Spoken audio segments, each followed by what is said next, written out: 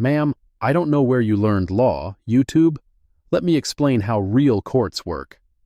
The laughter came from the attorney's table first, then the clerk's desk, then the back row, where two bailiffs stood with their arms crossed. Magistrate Drew Whitford leaned back in his leather chair, his brass nameplate catching the fluorescent light.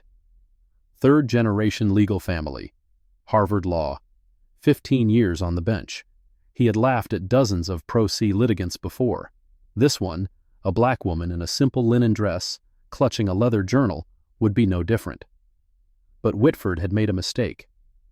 8 years ago, his appointment to the federal magistrate bench had come down to a single vote, one signature on a recommendation letter, one name on a selection panel. The woman standing at his podium had written that letter. She had cast that vote, and her pen was still moving. If you're new here, hit subscribe and turn on notifications. You don't want to miss what happens next. 3 days earlier, Lenora Ashford had stood in front of her closet at 6:15 a.m., her hand resting on the sleeve of a black judicial robe. She didn't put it on. Instead, she reached past it, past the formal suits, past the silk blouses reserved for appellate arguments, and pulled out a simple linen dress the color of sand. No jewelry except a thin gold band. Reading glasses. A leather journal she'd carried for 30 years. Today, she wasn't a judge. Today, she was just a niece. The drive from Coral Gables to Briarwood County took 90 minutes on a good day. Lenora passed the exit for the federal courthouse, her courthouse, without slowing. Her phone buzzed twice. A text from her clerk about Monday's docket. A voicemail from the chief judge's office about a circuit conference. She silenced both. Aunt Opal had raised her after her mother passed, had worked double shifts at the hospital cafeteria to pay for Lenora's law school applications, had sat in the front row of every graduation, every swearing in, every milestone. Now a stranger wanted control of Opal's house, her bank accounts, her life. A professional conservator named Gerald Tate had filed a petition claiming Opal was incapacitated and vulnerable to financial exploitation. The petition cited a single incident. Opal had written a check to a charity for $300, and the bank had flagged it as unusual activity. $300. 47 years of financial independence, and they wanted to take it all because of $300. Lenora had filed her own petition to serve as guardian. She'd done everything by the book: proper service, proper forms, proper timeline. She'd taken 3 personal days from the federal bench, citing family medical matters. She hadn't told anyone where she was going. She hadn't told anyone who she was. Gapberg. The Briarwood County Courthouse was a brutalist concrete block from the 1970s, all sharp angles and water-stained walls. The metal detector beeped as Lenora placed her bag on the conveyor belt.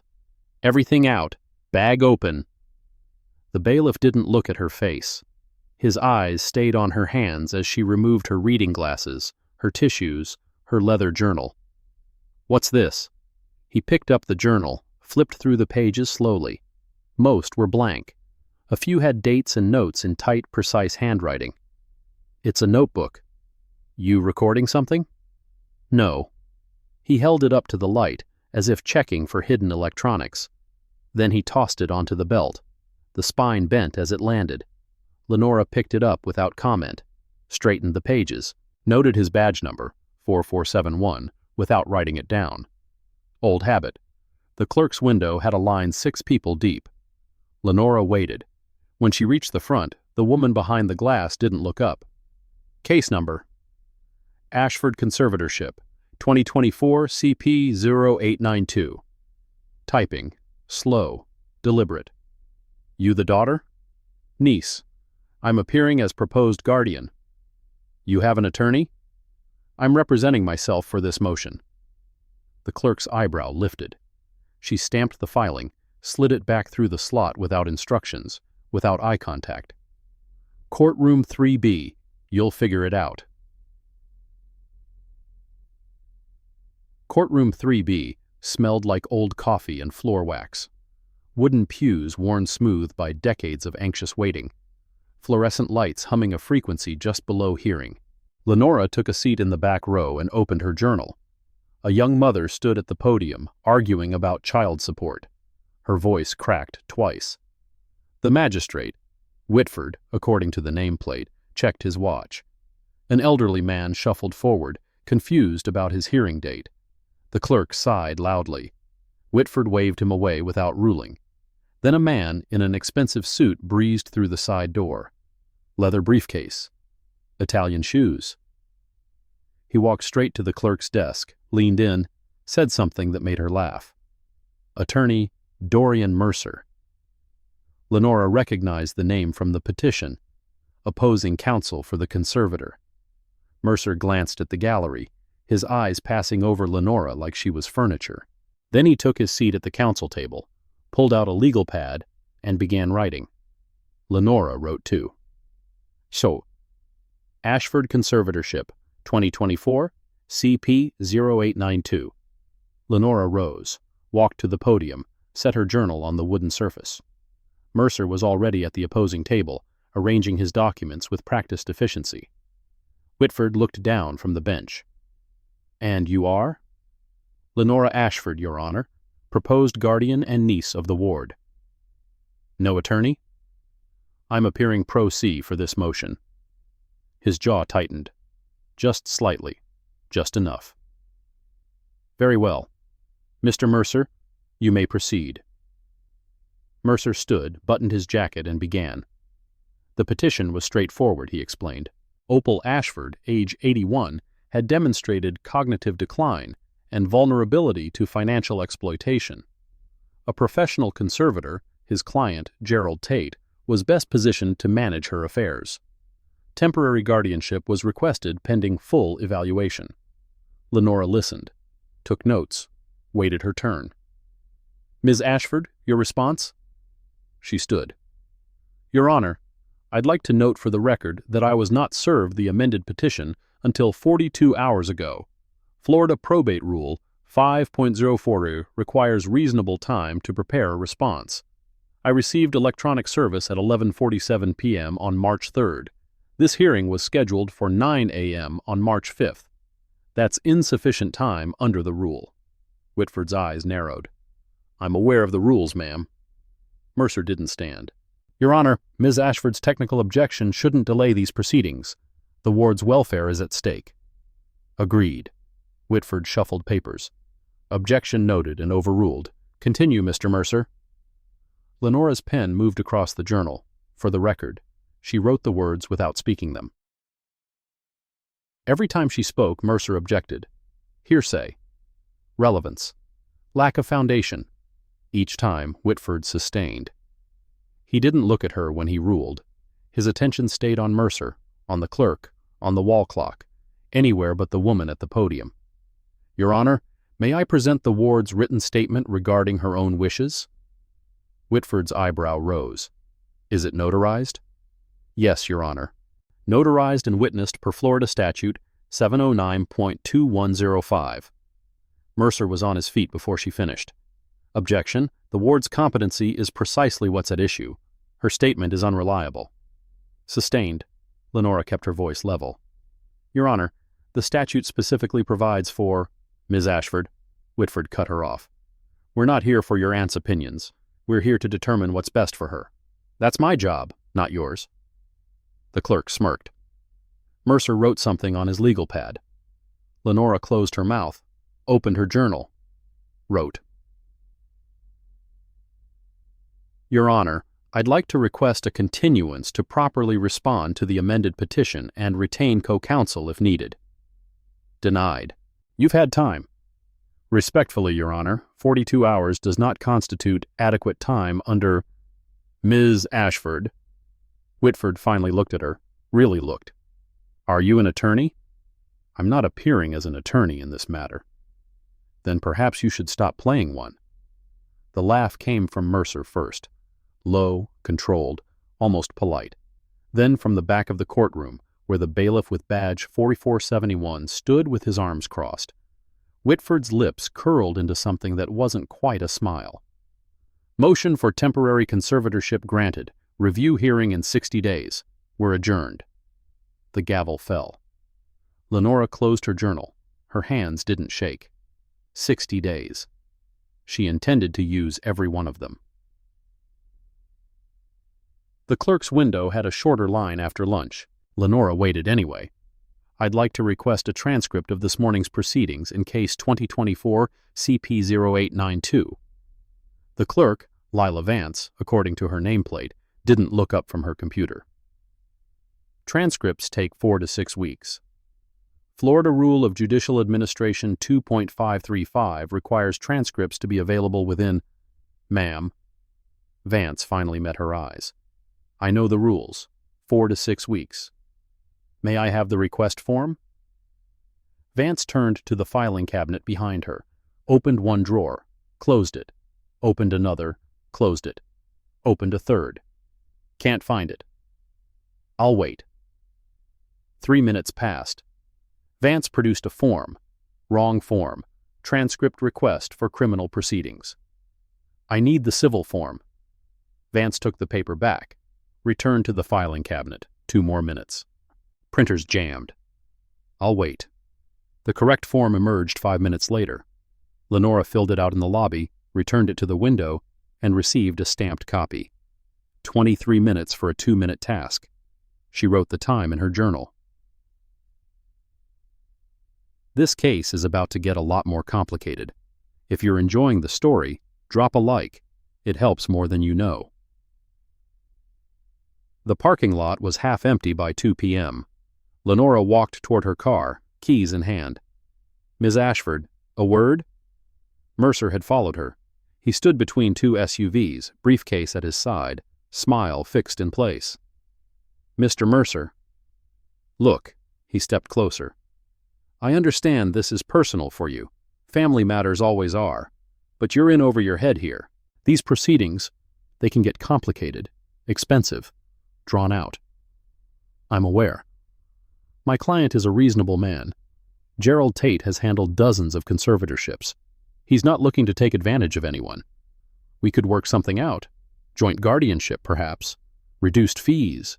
Something that protects your aunt while keeping the courts out of it. Lenora studied his face. The practiced concern, the calculated warmth. Mr. Mercer, are you suggesting I withdraw my petition? I'm suggesting you consider what's best for your aunt, and for yourself. He paused. You don't have legal training, Ms. Ashford. These things can go sideways fast, and once they do... He spread his hands. Well, it's hard to put the pieces back together. She let the silence stretch. I'll take that under advisement. She walked to her car, unlocked it, got inside. Mercer didn't move. He watched her pull out of the parking space, watched her drive toward the exit.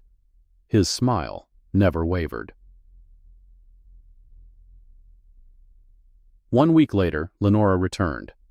She'd spent 7 days building her response. Case law, procedural history, a detailed timeline of every filing, every service date, every irregularity. The motion to reconsider was 12 pages long, single-spaced, properly formatted, citing every applicable rule. Vance took it at the clerk's window, stamped it without reading.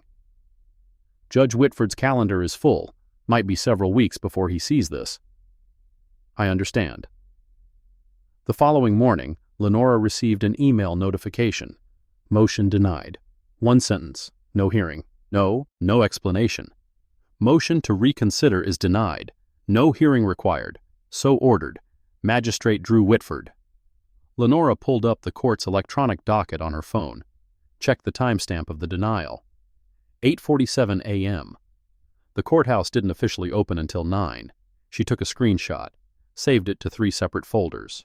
Old habit. The public records request went out that afternoon.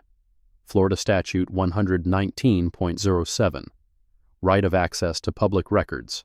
All documents in case 2024 CP0892. The response arrived 3 days later. Responsive documents attached. 3 pages. The original case filing had been 47.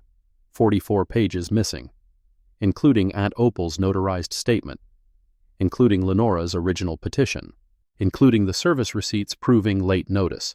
She called the records office. "I'm calling about request 2024-1947. The response appears incomplete." "Ma'am, we provided everything in the file." "The original filing was 47 pages. I received 3. That's what's in the system. You're welcome to file an appeal with the county administrator." The line went dead. Lenora sat at her kitchen table, staring at the 3 pages. Her reflection in the dark window stared back. Something was very wrong. Week 4. Emergency motion filed. This time she got a hearing. But not before Whitford. Courtroom 2A. Magistrate Ellen Quaid, visiting from a neighboring county. A small woman with steel-gray hair and reading glasses perched on her nose. "Ms. Ashford, I've reviewed your motion. What relief are you seeking?"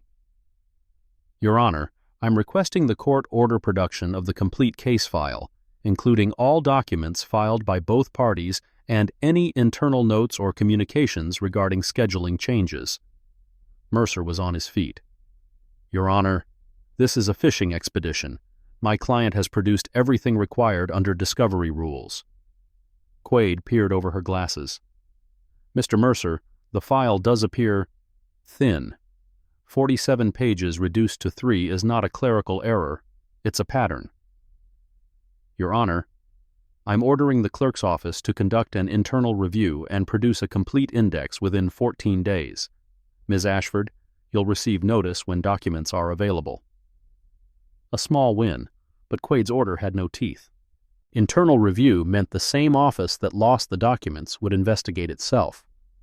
Lenora knew how that usually ended. She was at the security desk the following week when she noticed the new face. Deputy Wells Crenshaw, tall, broad-shouldered, a smile that didn't reach his eyes. "Ma'am, step aside, please." Lenora moved to the secondary screening area, placed her bag on the table. Crenshaw didn't search it. Instead, he called over Bailiff Sutton, badge 4471. "This the one?" Sutton nodded. "That's her." Crenshaw spoke loudly, loud enough for the entire lobby to hear. "Ma'am, we've had some concerns about your behavior in the courthouse. I need you to understand that disrupting court proceedings is a criminal offense under Florida Statute 843.02. Lenora kept her voice even. "What behavior specifically?" "Filing excessive motions, argumentative conduct. Judge Whitford's office flagged your case." The lobby had gone quiet. A woman with 2 small children moved away. A young man in a suit pretended to check his phone. "Am I being detained?" Crenshaw's smile widened. "Not yet. Consider this a courtesy warning." Behind him, the posted sign read, "Citizens have the right to access courts without harassment. Florida Constitution, Article 1, Section 21. Lenora didn't quote it. "I'd like your badge number and your supervisor's name, please." Crenshaw's smile flickered, just slightly. "Badge 4471. Supervisor is Sergeant Torres. But between you and me, ma'am." He leaned closer.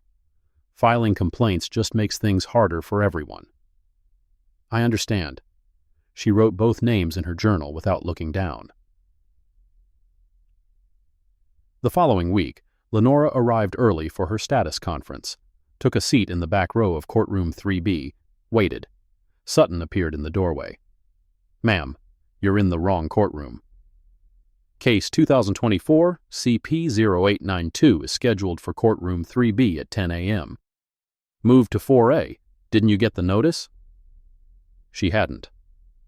Lenora gathered her things, walked down the hall to 4A. The door was locked. Sutton followed, stood behind her, close enough that she could feel his presence without turning around. "Looks like they're running behind. You'll have to wait out here." She waited. 15 minutes, 20. Through the narrow window in the door, she could see Mercer standing at the counsel table, Whitford on the bench, both laughing about something. The door opened. A clerk emerged, young, nervous, clipboard in hand. "Ashford matter? That was heard at 9:30. You missed it." "The notice said 10 a.m. "Docket changed. Motion granted in your absence. Mr. Mercer has the order." Lenora's hand tightened on her journal. Her voice did not rise. "I'd like to file a motion to vacate based on lack of proper notice." "You'll have to take that up with Judge Whitford." The door closed. Sutton was still standing behind her. She could hear him breathing. "Shame about that." His voice was flat. "These things happen sometimes. Dockets change. Notices get lost. Nothing personal." Lenora turned, met his eyes. "I'm sure." She walked past him without another word. The hallway to the records office was empty at 3 p.m. Lenora had just filed her motion to vacate when a hand closed around her elbow. Deputy Crenshaw, appearing from a side corridor like he'd been waiting. "Miss Ashford, need to talk to you." He guided her toward the corner, away from the security cameras, away from the main lobby. His grip wasn't painful, but it wasn't gentle either. "Let go of my arm. Just want to have a conversation." He released her but stepped closer, blocking her path. "You're making a lot of noise around here. People are starting to wonder if you're stable." "Is that a question?" "It's an observation." His voice dropped. "Filing frivolous motions, harassing court staff. We've had concerns raised about your mental fitness." "By whom?" "That's confidential. But between you and me?" He stepped closer still. 6 feet became 3. "Might be time to walk away. Let the professionals handle your aunt's situation before things get complicated." Lenora didn't step back. "Are you threatening me, Deputy?" "I'm giving you advice, free of charge." His hand moved to his belt, not to his weapon, to the radio clipped beside it, a reminder of what he could do, who he could call. "Step away from me." He didn't move. "Ma'am, I'm just trying to help you understand how things work around here. Some people—" He glanced down the empty hallway. "They don't know when to quit, and that's when accidents happen. Papers get lost. Hearings get missed. Sometimes people get hurt." The fluorescent light above them flickered. Lenora pulled out her phone, held it up. "This conversation is being recorded. Florida is a 2-party consent state, but we're in a public building, and you're acting in your official capacity. Would you like to continue?" Crenshaw's face went still. For 3 seconds, neither of them moved. Then he stepped back, adjusted his belt, let his smile return. "Have a nice day, Ms. Ashford." He walked away without looking back. Lenora's hand was shaking when she lowered the phone. She hadn't actually been recording, but he didn't know that. The motion to vacate was denied the following morning. No hearing, no explanation. Motion lacks merit. So ordered. Lenora requested a meeting with the court administrator. Denied due to scheduling conflicts. She filed a complaint with the Chief Judge's office. Under review. She called the Florida Bar's ethics hotline. "We'll send you the proper forms." Every door she knocked on stayed closed, but she kept knocking. Week 6 brought the first physical confrontation she couldn't avoid. Lenora was leaving the courthouse after filing yet another motion, this one for sanctions based on the missing documents, when she heard footsteps behind her. Fast, heavy, getting closer. She didn't run, didn't turn around, just kept walking toward her car, keys already in her hand. The footsteps stopped. "Hey." A man's voice. Not Crenshaw, not Sutton. She turned. It was the conservator himself, Gerald Tate. Mid-50s, expensive watch, golf tan. The kind of face that smiled at fundraisers and frowned at waitresses. "You're the niece." "I'm leaving." "Hold on." He moved to block her path to the car. "I just want to talk. Professional to professional." "Mr. Tate, we have opposing counsel. Any communication should go through lawyers, right? That's the problem, isn't it?" He spread his hands. "All these lawyers, all these motions, all these delays. Meanwhile, your aunt sits in that house alone, confused, vulnerable, one bad fall away from never walking again." "My aunt is perfectly capable of—" "Is she?" He took a step closer. "Is she really?" Because the bank doesn't think so. The doctor who examined her doesn't think so. The only person who thinks Opal Ashford is fine is you. And you're not exactly objective, are you? Lenora's grip tightened on her keys. The metal edges bit into her palm. Step aside. I'm trying to help you, Ms. Ashford. I've done this dozens of times. I know how it ends. The family fights, the lawyers bill, and by the time it's over, there's nothing left to protect. He leaned in. Take the settlement. Joint guardianship. You keep visiting rights, I handle the finances. Everyone wins. And if I don't? His smile didn't waver. Then I file a motion to have you removed as proposed guardian on grounds of harassment and vexatious litigation. I present your aunt's medical records, which I have, by the way, showing progressive cognitive decline. I bring in expert witnesses. I drag this out for 2 years. He paused. By then, your aunt might not remember your name.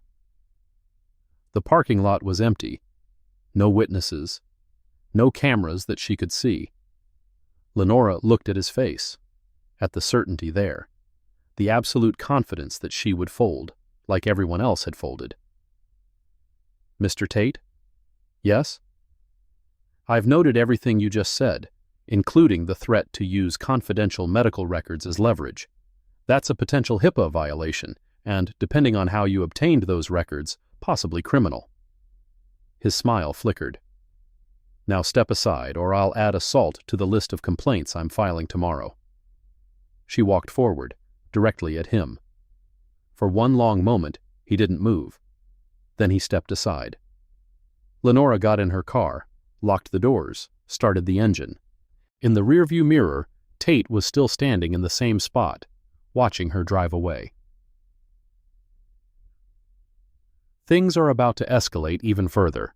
Stay with me. The reveal is coming. The incident log on Lenora's desk had grown to 6 pages. March 3rd, served amended petition 42 hours before hearing. March 5th, objections overruled without legal basis.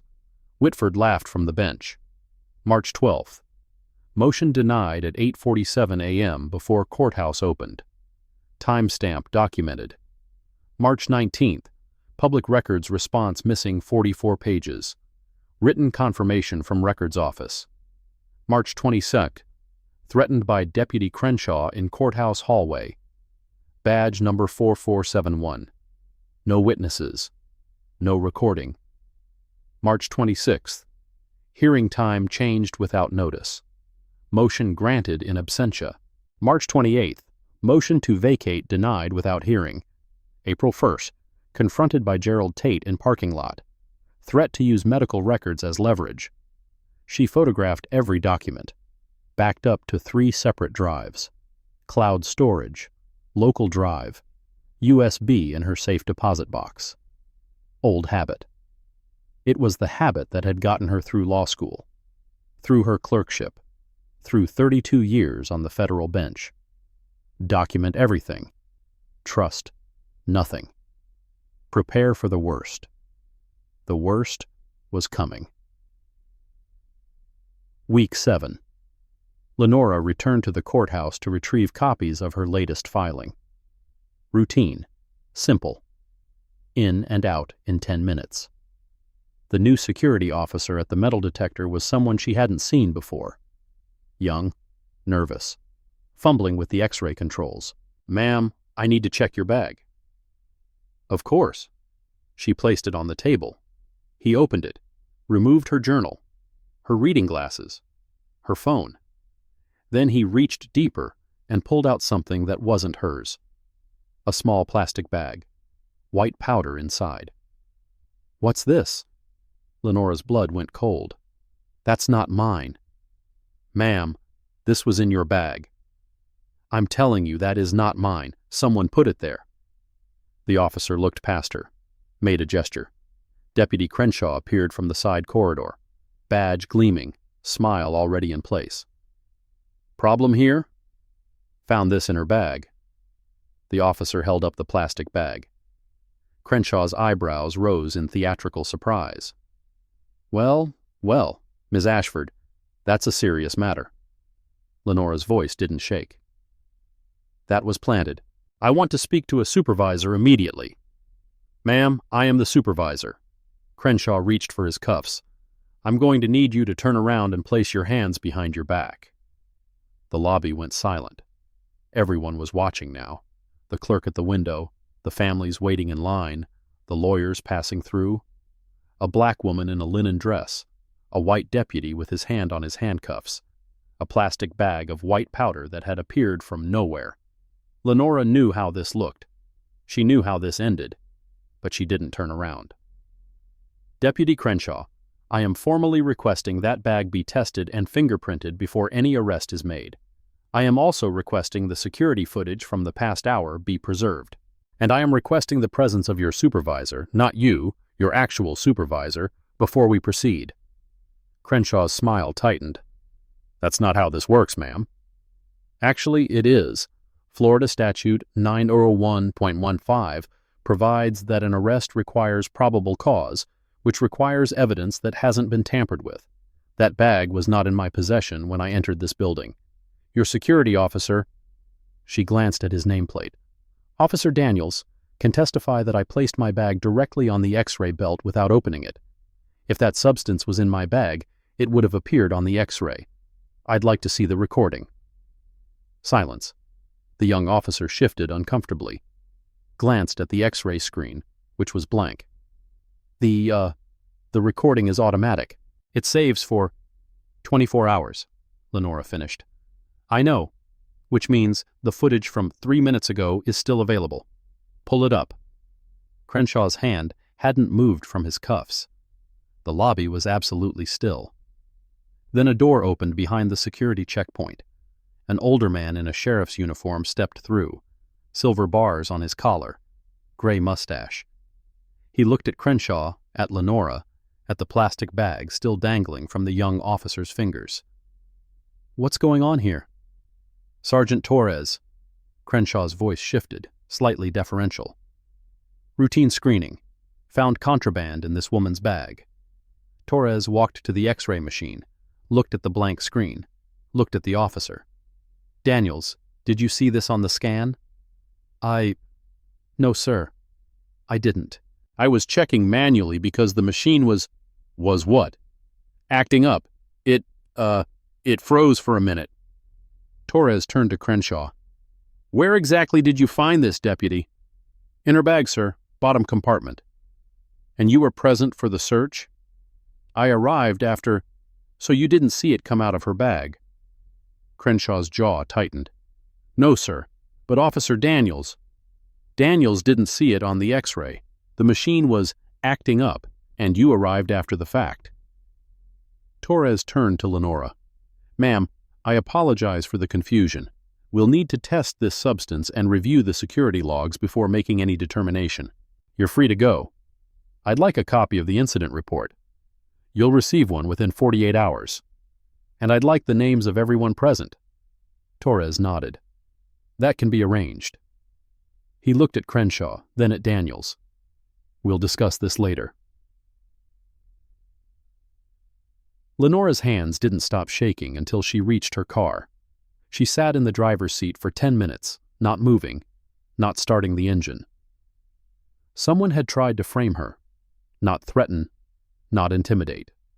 Frame, arrest, criminal record, complete destruction of her credibility before she could file another motion.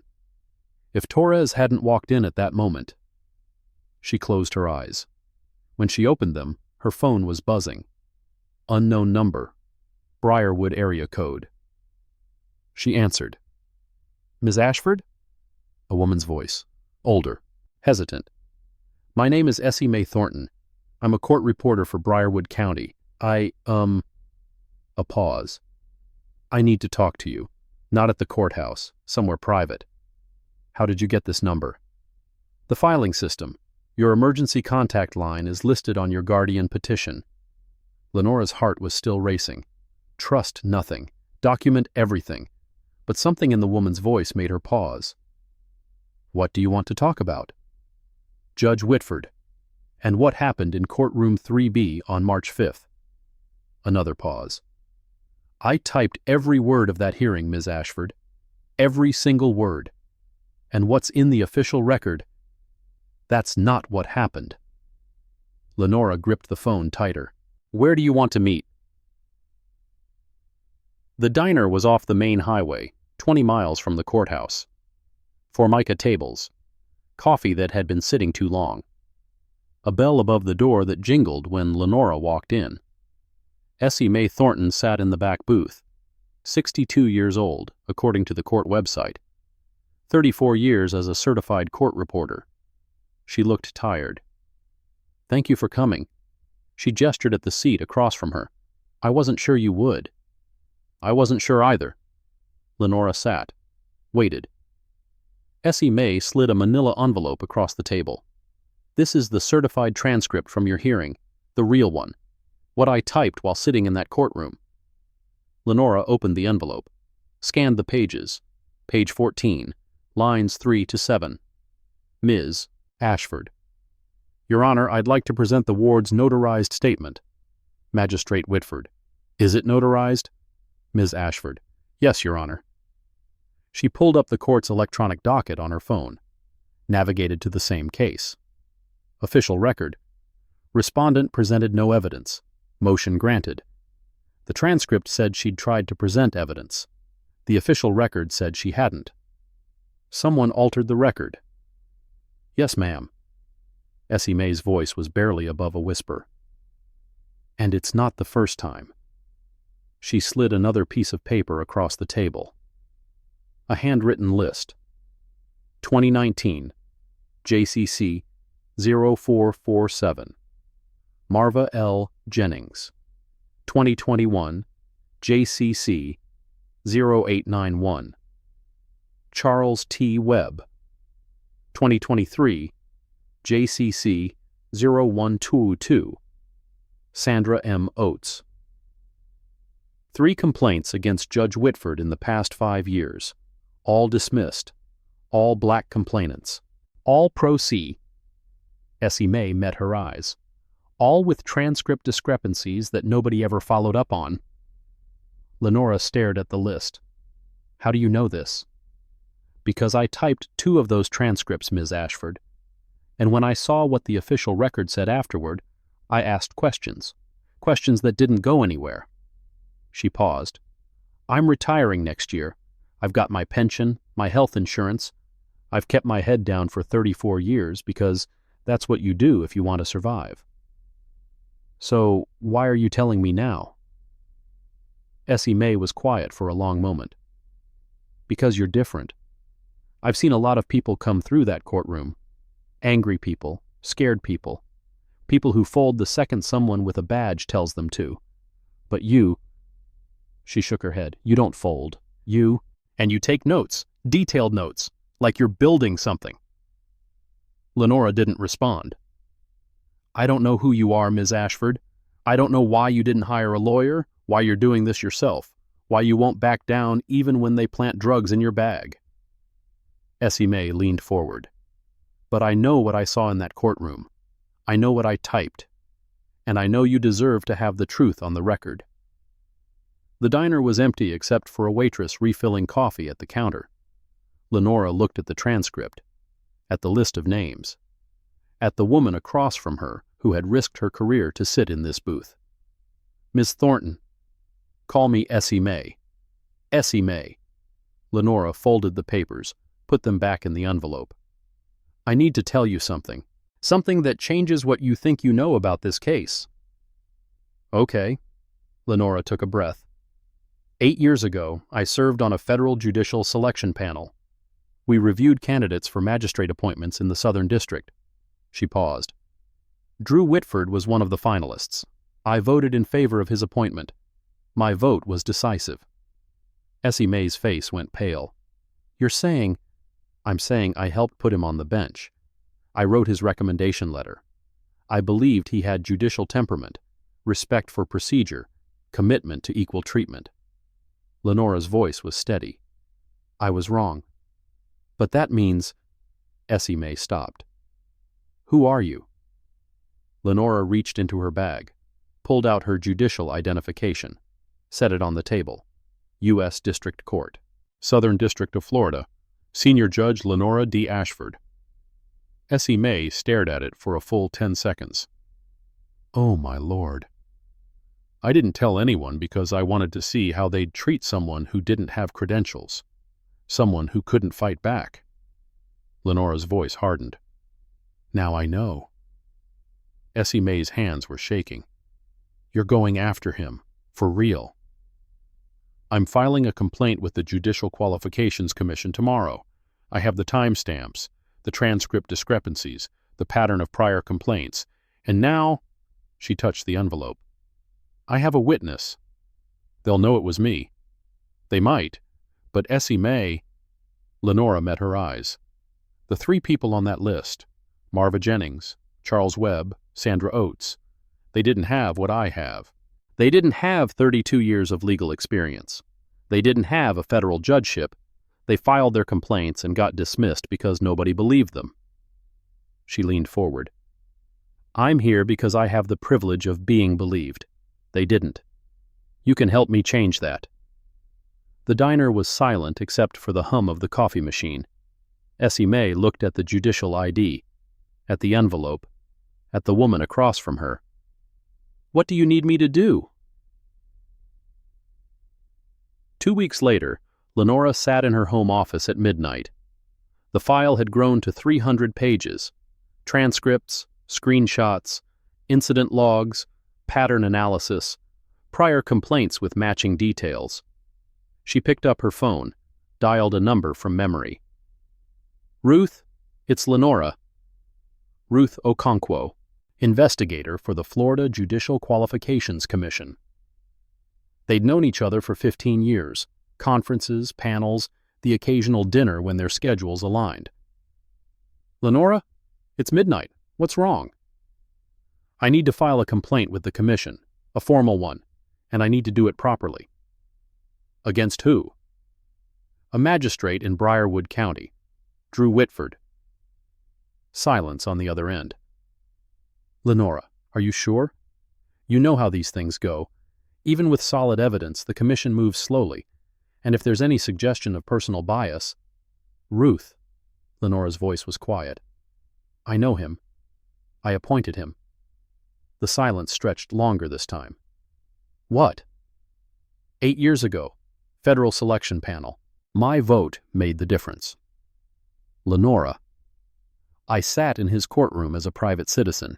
No robes, no credentials, just a black woman in a linen dress trying to protect her elderly aunt. And Ruth, her voice cracked, just slightly. He laughed at me, in open court, called my legal citations Google law degree nonsense. His staff lost my documents. His deputy tried to frame me for drug possession, and when I checked the official record, the transcript had been altered to erase evidence I'd presented. Silence. I have everything documented. Timestamps, screenshots, a witness from inside the courthouse, a pattern of 3 prior complaints with identical issues, all black complainants, all pro se, all dismissed. Ruth's voice was careful. If you file this complaint, it'll become public. People will say you're retaliating, that you're using your position to... I'm not filing as a judge. I'm filing as a citizen whose rights were violated. Lenora's voice steadied. And I'm asking you, Ruth, as someone who's known me for 15 years, to investigate this fairly, whatever you find. Another long pause. Then Ruth Okonkwo spoke 2 words. Come in. Yo. The clock read 2 a.m. when Lenora finally set down the phone. On her desk, the file sat thick and heavy. 3 months of documentation. Every insult, every threat, every lie.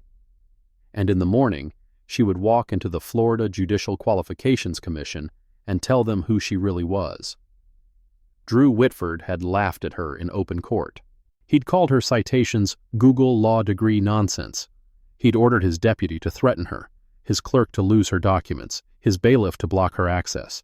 He'd tried to destroy her credibility, her case, her life. And he had no idea. No idea that the woman in the linen dress was the same woman who had signed his recommendation letter 8 years ago. No idea that her vote had put him on the bench. No idea that her vote could take him off it. Lenora closed the file. Tomorrow, Drew Whitford would find out. The Florida Judicial Qualifications Commission occupied the third floor of a gray government building in Tallahassee. No marble columns, no grand entrance, just fluorescent lights, beige carpet, and the faint smell of coffee that had been reheating since dawn. Lenora arrived at 8:45 a.m. She'd driven 4 hours from Miami, leaving before sunrise. The file sat in a leather briefcase on the passenger seat. 312 pages of documentation, organized chronologically, cross-referenced, indexed. 32 years of legal practice had taught her one thing above all else: the system responded to paper. Not to anger, not to eloquence, not to moral outrage. Paper, timestamps, transcripts, screenshots, signatures. She had all of it. Ruth Okonkwo met her in the lobby. 58 years old, silver locks pulled back in a neat bun, reading glasses hanging from a chain around her neck. They'd known each other since a judicial ethics conference in 2009, back when Lenora was still an associate judge and Ruth was a junior investigator. 16 years of professional respect, occasional dinners, holiday cards. Now Ruth looked at her like she was seeing a stranger. "You're sure about this?" It wasn't a question. "I'm sure." Ruth nodded slowly. "Then let's go." The intake room was small. A rectangular table. 4 chairs. A recorder in the center with a red light that blinked every 3 seconds. Ruth sat across from Lenora, a legal pad in front of her. A younger investigator, Marcus Webb according to his nameplate, sat in the corner taking notes. "For the record, please state your full name and the nature of your complaint." Lenora Diane Ashford.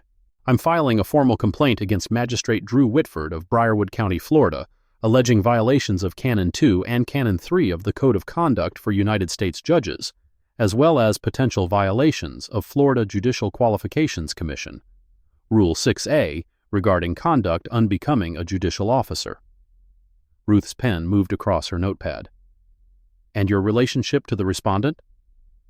"I was a member of the Federal Magistrate Judge Merit Selection Panel in 2016.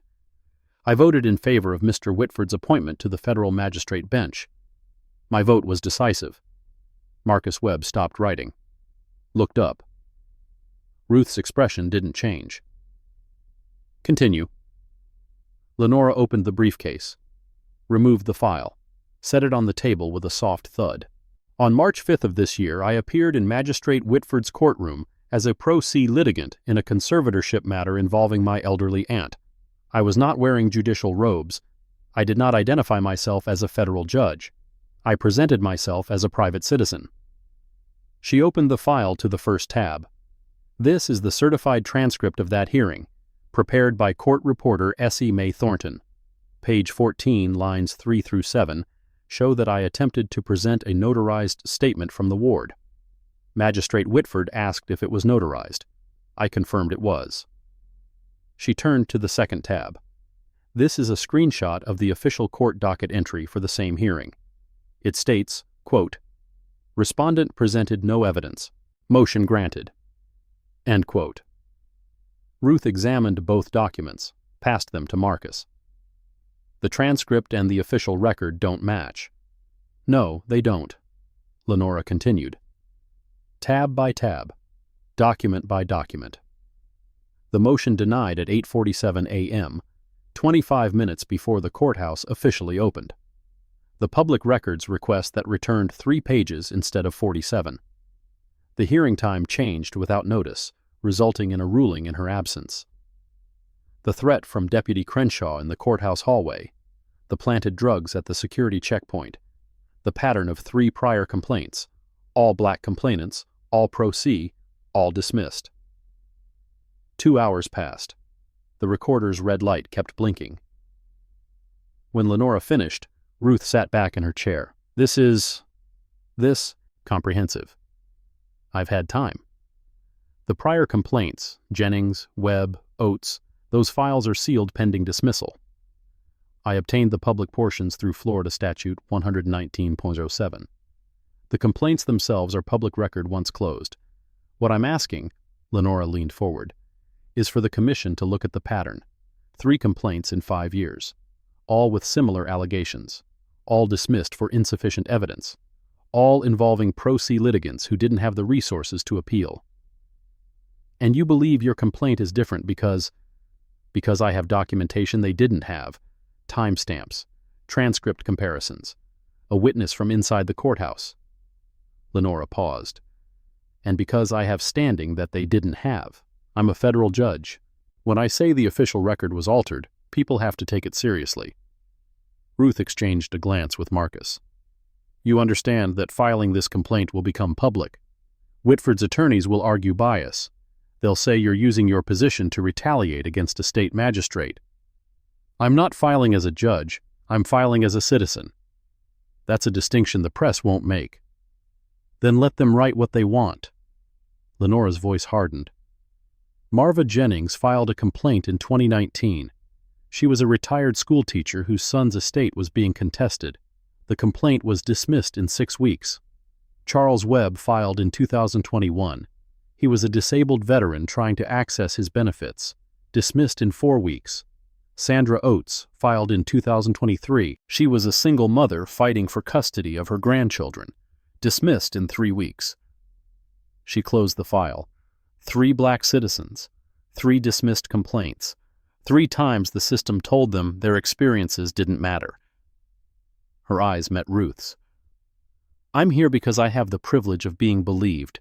They didn't. That's not justice. That's not even close. The room was silent. Ruth looked at the file, at Lenora, at the recorder with its blinking red light.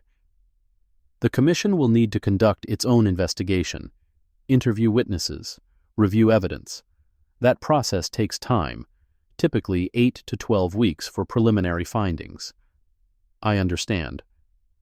During that time, you cannot discuss the specifics of this complaint with anyone outside the investigation. No press, no colleagues, no family members who might inadvertently... I know the rules, Ruth. Ruth nodded. I know you do. She stood, extended her hand. The commission will be in touch. Lenora shook it. Thank you. She gathered her briefcase and walked out of the room. The file stayed on the table. If you're still with me, hit that subscribe button. The reveal is coming, and it's worth the wait. The next 8 weeks moved slowly. Lenora returned to her duties at the federal courthouse in Miami. Monday through Friday, 9 a.m. to 5 p.m., she presided over cases involving securities fraud, immigration appeals, civil rights claims. She didn't mention Briarwood County. She didn't mention Drew Whitford. She didn't mention the complaint, but every evening she checked her email for updates from the commission. And every evening there was nothing. Meanwhile, Aunt Opal's case had been transferred to a new magistrate, Ellen Quaid, the visiting judge who had ordered the document review. A small mercy. The temporary conservatorship remained in place, but Quaid had delayed any final ruling pending resolution of outstanding procedural concerns. Translation. She'd seen enough to know something was wrong. Lenora visited Opal every Sunday, drove 90 minutes each way, sat on the porch, shelled peas, listened to stories about people who'd been dead for 30 years. Opal never asked about the case. She knew her niece was fighting for her. That was enough. Ciao. Week 3 of the investigation, Lenora received a call from an unknown number. Ms. Ashford, this is Marcus Webb from the JQC. We've completed our preliminary document review. Investigator Okonkwo would like to schedule a follow-up interview at your earliest convenience. Has something changed? A pause. We've identified additional discrepancies in Magistrate Whitford's case records, patterns that extend beyond your complaint. Investigator Okonkwo will explain when you come in. Lenora's grip tightened on the phone. I can be there tomorrow. The follow-up interview took place in the same beige room. Same rectangular table. Same recorder with its blinking red light. But this time, Ruth had a file of her own. After receiving your complaint, we conducted a broader review of Magistrate Whitford's docket over the past 5 years. Specifically, we looked at cases involving pro se litigants in conservatorship and guardianship matters. She opened the file. We identified 47 cases matching those criteria. Of those, 31 involved litigants who were racial minorities. Of those 31, 28 resulted in rulings against the pro se litigant. Lenora didn't speak. That's a 90% adverse ruling rate for minority pro se litigants. The rate for white pro se litigants in similar cases was 52%. That's a 38-point disparity. Yes. Ruth turned a page. We also reviewed transcript records for a sample of those cases. In 11 of 28 cases, we found discrepancies between certified transcripts and official docket entries. In 9 cases, the discrepancies involved evidence that the litigant allegedly presented, but which was not reflected in the official record. The numbers hung in the air. Additionally, Ruth hesitated. We received an anonymous communication last week, a list of 4 names with case numbers. We've confirmed that all 4 individuals filed informal complaints against Magistrate Whitford that were handled internally by the Briarwood County Court Administrator's Office. None were forwarded to this commission. Handled internally. Yes. The court administrator's records show the complaints were resolved through mediation, no details provided, no documentation retained. Lenora thought of Essie Mae Thornton, the note she'd slipped across the table, the 3 names that had led to this moment. Someone inside that courthouse has been tracking this. It appears so. Ruth closed the file. Based on our preliminary findings, the Commission has voted to proceed with a formal hearing. Magistrate Whitford will be notified and given 30 days to respond. After that, we'll schedule a date for preliminary proceedings. And I'll testify? You'll be called as a witness, yes, along with Ms. Thornton, if she's willing, and potentially others. Lenora nodded slowly. There's one more thing. Ruth's voice dropped. The Commission has concerns about potential retaliation. The planted drugs at the security checkpoint. The threats from Deputy Crenshaw. We've asked the Florida Department of Law Enforcement to open a parallel investigation into possible obstruction of justice. FDLE. Yes. They'll be interviewing witnesses independently. If they find sufficient evidence, criminal referrals could follow. Criminal referrals. Not just administrative discipline. Criminal charges. Lenora sat with that for a moment. What about Whitford? Does he know yet? He'll be notified tomorrow. His attorneys will have access to the evidence summary within 72 hours. Ruth paused. He's going to fight this, Lenora. He has union backing, private counsel, institutional support. He'll claim bias, conflict of interest, prosecutorial overreach. Everything they can throw. I know. Are you prepared for that? Lenora thought of the courtroom, the laughter, the clerk's smirk, the way Whitford had looked at her, through her, like she was nothing. I've been prepared my whole life. Drew Whitford's response arrived exactly 30 days later.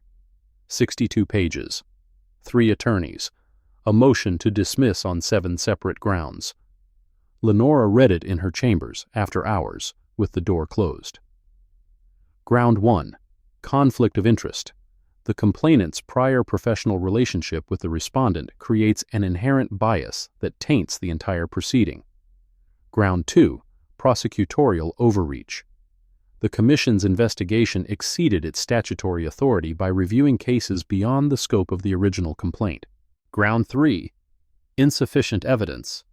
Transcript discrepancies can be attributed to clerical error, not intentional misconduct. Ground 4. Selective enforcement. The Commission has failed to investigate similar complaints against other magistrates, demonstrating discriminatory application of its authority. Ground 5. Violation of due process. The respondent was not given adequate opportunity to respond to allegations before the investigation began. Ground 6. Political motivation. The timing of the complaint, filed during an election year, suggests improper political influence. Ground 7. Lack of standing. The The complainant suffered no cognizable harm, as the conservatorship case was transferred to another magistrate before final disposition. 62 pages of legal arguments of Yahoo, not a single word acknowledging what he'd done, not a single word of remorse. Lenora closed the document. She'd expected nothing less. The preliminary hearing was scheduled for a Tuesday in late May.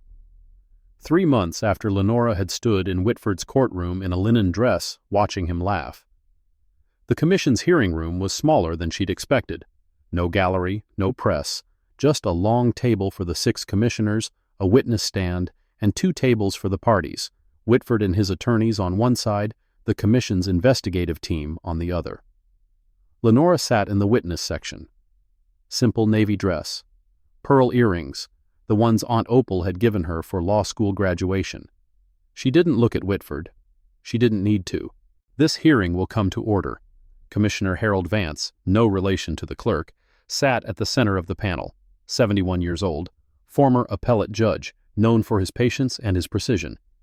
The matter before us is Judicial Conduct Complaint 2024 JCC 0892. Respondent, Magistrate Drew Whitford of Briarwood County. Lead investigator, Ruth Okonkwo. Ms. Okonkwo, you may proceed with your presentation of evidence. Ruth stood. Thank you, Commissioner. The Commission's investigation has identified 3 categories of potential misconduct. First, discriminatory treatment of pro se litigants in violation of Canon 3A3. Second, falsification or alteration of court records in violation of Canon 1 and Florida Statute 839.13. Third, potential coordination with court staff to obstruct access to justice in violation of Canon 2A. She pressed a button. A screen behind her flickered to life. Exhibit A, transcript comparison. On the left, you'll see the certified transcript from the March 5th hearing in Case 2024 CP 0892, prepared by court reporter Essie Mae Thornton. On the right, the official docket entry for the same hearing. The screen split. 2 documents side by side. Transcript. Ms. Ashford, Your Honor, I'd like to present the ward's notarized statement. Docket entry. Respondent presented no evidence. The complainant attempted to present evidence. The official record states she did not. This discrepancy was not identified until the complainant obtained independent certification of the transcript. Ruth advanced to the next slide. Exhibit B, timestamp analysis. On March 12th, Magistrate Whitford issued a written denial of the complainant's motion to reconsider. The denial was timestamped at 8:47 a.m. However, courthouse security logs show that Magistrate Whitford did not enter the building until 9:12 a.m., 25 minutes after the denial was issued. She let that sink in. The electronic signature on the denial document was backdated. Someone with access to Magistrate Whitford's credentials issued a ruling before he arrived at work. Whitford's lead attorney, a silver-haired man named Carlton Rhodes, rose. Objection. The Commission is speculating about the source of the electronic signature. System errors, credential sharing, and administrative delegation are all common in court environments. Commissioner Vance looked at Ruth. Response? We've subpoenaed the court's IT logs. They show that the signature was entered from Magistrate Whitford's personal computer in his chambers. The computer was accessed using his unique login credentials at 8:43 a.m. Security footage shows no one entering his chambers until he arrived at 9:14 a.m. She paused. Either Magistrate Whitford was in 2 places at once, or someone is lying. Rhodes sat down. Ruth continued. Exhibit C, Public Records Discrepancy. On March 19th, the complainant filed a public records request for all documents in her case. She received 3 pages. The original case filing was 47 pages. 44 pages of documents, including the ward's notarized statement and service receipts proving late notice, were missing from the response. Exhibit D, Pattern Analysis. Over the past 5 years, Magistrate Whitford has presided over 47 conservatorship cases involving pro se litigants. 31 of those litigants were racial minorities. 28 of 31 minority litigants received adverse rulings, a 90% rate, White pro-SE litigants received adverse rulings at a 52% rate. The disparity is statistically significant at the 99th percentile. Commissioner Vance leaned forward. Ms. Okonkwo, disparate outcomes alone don't prove discriminatory intent. You're correct, Commissioner, which is why we also reviewed transcript records for a sample of those cases. Ruth advanced to the next slide. In 11 cases, we found discrepancies between certified transcripts and official docket entries. In 9 of those 11 cases, the discrepancies involved evidence that minority litigants allegedly presented, but which was not reflected in the official record. She looked at the panel. The pattern isn't just disparate outcomes, it's systematic erasure of evidence presented by minority litigants. The room was silent. Ruth gathered her notes. The Commission calls its first witness, S.E. Mae Thornton, court reporter for Briarwood County. This is where everything changes. If you haven't subscribed yet, now's the time. S.E. Mae walked to the witness stand like a woman who had made peace with whatever came next. 34 years, thousands of transcripts, a pension waiting at the end of the road. She'd risked all of it to be here. Ruth approached. Ms. Thornton, please state your occupation and years of service. I'm a certified court reporter for Briarwood County, Florida, 34 years this October. How many transcripts have you prepared in that time? I couldn't give you an exact number. Thousands, maybe tens of thousands. And in your experience, how often do certified transcripts differ from official docket entries? Almost never. S.E. Mae's voice was steady. The transcript is the record. It's what I type while I'm sitting in that courtroom, listening to every word. The docket entry is supposed to be a summary of what's in the transcript. They should match. But in the cases we've discussed, they don't match. No, ma'am, they don't. Can you explain how that might happen? S.E. Mae looked at the commissioners, then at Whitford, then back at Ruth. Someone would have to change the docket entry after the transcript was filed, or change the transcript before it was certified. But I certify my own transcripts. I don't change them after the fact. What I type is what happened. So if the docket entry says something different, then the docket entry is wrong. S.E. Mae's chin lifted. Or someone changed it on purpose. Rhodes stood. Objection. The witness is speculating about intent. I'll rephrase. Ruth turned back to S.E. Mae. In your 34 years, have you ever seen a pattern of discrepancies like the ones identified in this investigation? No, ma'am, I haven't. Have you ever been asked to alter a transcript after certification? S.E. Mae hesitated. The room went still. Ms. Thornton? Once. Her voice dropped. About 3 years ago. I received a call from the court administrator's office. They said there was an error in a transcript I'd prepared and asked me to make a correction. What kind of error? They said I'd misheard something, that the judge had said denied instead of granted. They wanted me to change the transcript to match the docket entry. What did you do? I listened to my audio recording. The judge said granted, clear as day. I told them I couldn't change it because there was no error. And then? Then nothing. They never called again, but S.E. Mae paused. A few weeks later, I noticed the docket entry had been updated anyway. It said denied, same as what they'd asked me to put in the transcript. Someone changed the official record without your involvement. Yes, ma'am. Do you know who? No, but only a few people have access to edit docket entries. The magistrate, the court administrator, the chief clerk.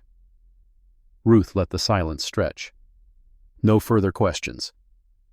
Rhodes approached for cross-examination. Spent 20 minutes trying to establish that S.E. Mae had a grudge against the court administrator, that her memory was unreliable, that her retirement was making her careless. S.E. Mae answered every question the same way, calmly, precisely, without backing down. When she stepped down from the witness stand, she didn't look at Whitford, but Whitford looked at her. And for the first time since the hearing began, something flickered in his eyes. Fear. Ruth stood again. The commission calls its final witness. The complainant, Lenora Ashford. Lenora walked to the witness stand, took the oath, sat down. Ruth's voice was formal, professional, but her eyes held something else, something that might have been pride. Please state your full name and occupation for the record. Lenora took a breath. My name is Lenora Diane Ashford. I am a senior United States District Judge for the Southern District of Florida. I have served on the federal bench for 32 years. The words landed like stones in still water. Commissioner Vance's pen stopped moving. Rhodes half rose from his chair, then sat back down. Whitford's face went white. Ruth continued as if she hadn't just detonated a bomb. Judge Ashford, are you acquainted with the respondent, Magistrate Drew Whitford? I am. In 2016, I served on the Federal Magistrate Judge Merit Selection Panel for the Southern District. We reviewed candidates for appointment to the Federal Magistrate Bench. Drew Whitford was one of 4 finalists. I voted in favor of his nomination. She paused. My vote was decisive. Do you have documentation of that vote? I do. Lenora opened a folder she'd carried to the stand, removed a single sheet of paper. This is a copy of my recommendation letter, dated August 4, 2016, submitted to the district court. She began to read. The panel is pleased to recommend Drew T. Whitford for appointment as United States Magistrate Judge. Mr. Whitford demonstrates judicial temperament, respect for procedural fairness, and commitment to equal treatment under the law. His academic credentials are exemplary, and his professional references speak highly of his integrity. I believe he will serve the court and the citizens of this district with distinction. She looked up. I believed those words when I wrote them. Her eyes found Whitford's. I was wrong. The next 90 minutes were the longest of Lenora's life. She testified about everything. The hearing on March 5th, the laughter, the denied motions, the missing documents, the changed hearing time, the threat from Deputy Crenshaw, the planted drugs. She testified about Aunt Opal, 81 years old, still living in the house she'd owned for 50 years, still sharp enough to remember every grandchild's birthday, but not sharp enough, apparently, to write a $300 check without someone trying to take away her freedom. She testified about the pattern, the 3 prior complaints, the 47 cases, the 90% adverse ruling rate, and she testified about the choice she'd made. When I walked into Magistrate Whitford's courtroom on March 5th, I was not wearing judicial robes. I was not introduced as a judge. I was not representing myself as anything other than what I appeared to be. A black woman in a linen dress, trying to protect my elderly aunt from a predatory conservator, her voice was steady, and I was treated accordingly. She looked at the commissioners. Magistrate Whitford laughed at me, in open court. He called my legal citations Google Law degree nonsense. He granted a motion against me without allowing me to present evidence. He denied my subsequent filings without hearings, using electronic signatures time-stamped before he arrived at work. His staff lost my documents. His deputy threatened me in a hallway. And when I tried to obtain the official record of what happened, I discovered that someone had changed it to erase the evidence I'd presented. She paused. None of this happened because I'm a judge. It happened because he didn't know I was one. Commissioner Vance spoke. Judge Ashford, some would argue that your failure to disclose your judicial status constitutes a form of deception, that you misled Magistrate Whitford about who you were. I didn't mislead anyone, Commissioner. I answered every question honestly. I appeared pro se, as I was entitled to do. I presented myself as the ward's niece, which I am. At no point was I asked about my occupation, and at no point did I lie. But you chose not to volunteer that information. I did. Lenora's voice didn't waver. Because I wanted to see how Magistrate Whitford treated litigants who didn't have credentials, who couldn't fight back, who didn't have 32 years of legal experience to recognize when their rights were being violated. She looked at Whitford. Now I know. Rhodes stood for cross-examination. He spent 45 minutes trying to establish bias, trying to prove that Lenora had targeted Whitford because of some personal grievance, trying to argue that her failure to disclose her status was itself a form of misconduct. Lenora answered every question calmly. You voted to appoint Magistrate Whitford. Isn't it true that you now regret that vote? Yes, I regret it deeply. And isn't it possible that your regret is coloring your perception of events? No, my perception is based on documentation. Timestamps, transcripts, security logs. The evidence speaks for itself. You claim you were threatened by a deputy, but you have no recording of that conversation.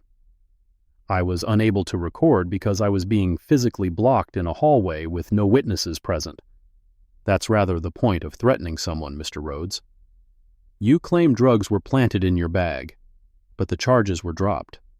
The charges were dropped because I demanded the X-ray footage be reviewed before any arrest was made. The footage showed no contraband in my bag when it entered the machine. Someone placed it there during the manual search. Do you have proof of that? I have the absence of proof to the contrary. The X-ray recording exists. The commission can subpoena it. Rhodes tried a different angle. Judge Ashford, isn't it true that you have presided over cases involving accusations of judicial misconduct? I have. And isn't it true that judges are held to a higher standard of impartiality? Yes. Then how can you claim to be impartial in this matter when you've admitted you regret appointing the respondent? Lenora looked at him. I'm not claiming to be impartial, Mr. Rhodes. I'm claiming to have been victimized. Those are different things.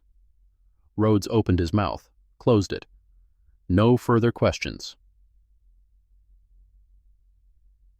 The commission deliberated for 2 hours. Lenora waited in the hallway. Essie May sat beside her, clutching a cup of cold coffee. Neither spoke. When the door opened, Marcus Webb gestured them back inside. Commissioner Vance's face was unreadable. This commission has completed its preliminary review of the evidence presented. Based on that review, we make the following findings. He put on his reading glasses. First, there is sufficient evidence to proceed with formal charges against Magistrate Drew Whitford for potential violations of Canon 2 and Canon 3 of the Code of Conduct for United States judges.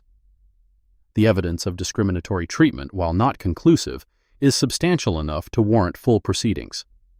Second, there is sufficient evidence to refer the matter of falsified court records to the Florida Department of Law Enforcement for criminal investigation. The timestamp discrepancies and document alterations suggest potential violations of Florida Statute 839.13, falsifying official records. Third, Magistrate Drew Whitford is hereby placed on administrative suspension with pay, effective immediately, pending resolution of these proceedings. He is prohibited from entering any Briarwood County Courthouse facility or contacting any witness in this matter. Whitford's attorney started to rise. Additionally, Vance continued, this commission recommends that the Chief Judge of Briarwood County conduct a comprehensive review of all cases presided over by Magistrate Whitford during the past 5 years, with particular attention to cases involving pro-SC litigants. Any litigants who may have been adversely affected by the conduct identified in this investigation should be notified and given an opportunity to seek reconsideration of their cases. He set down the paper. Finally, this commission commends Judge Lenora Ashford for her courage in bringing this matter forward.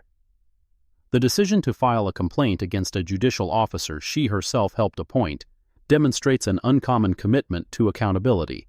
We recognize that this process has not been easy. His eyes met Lenora's.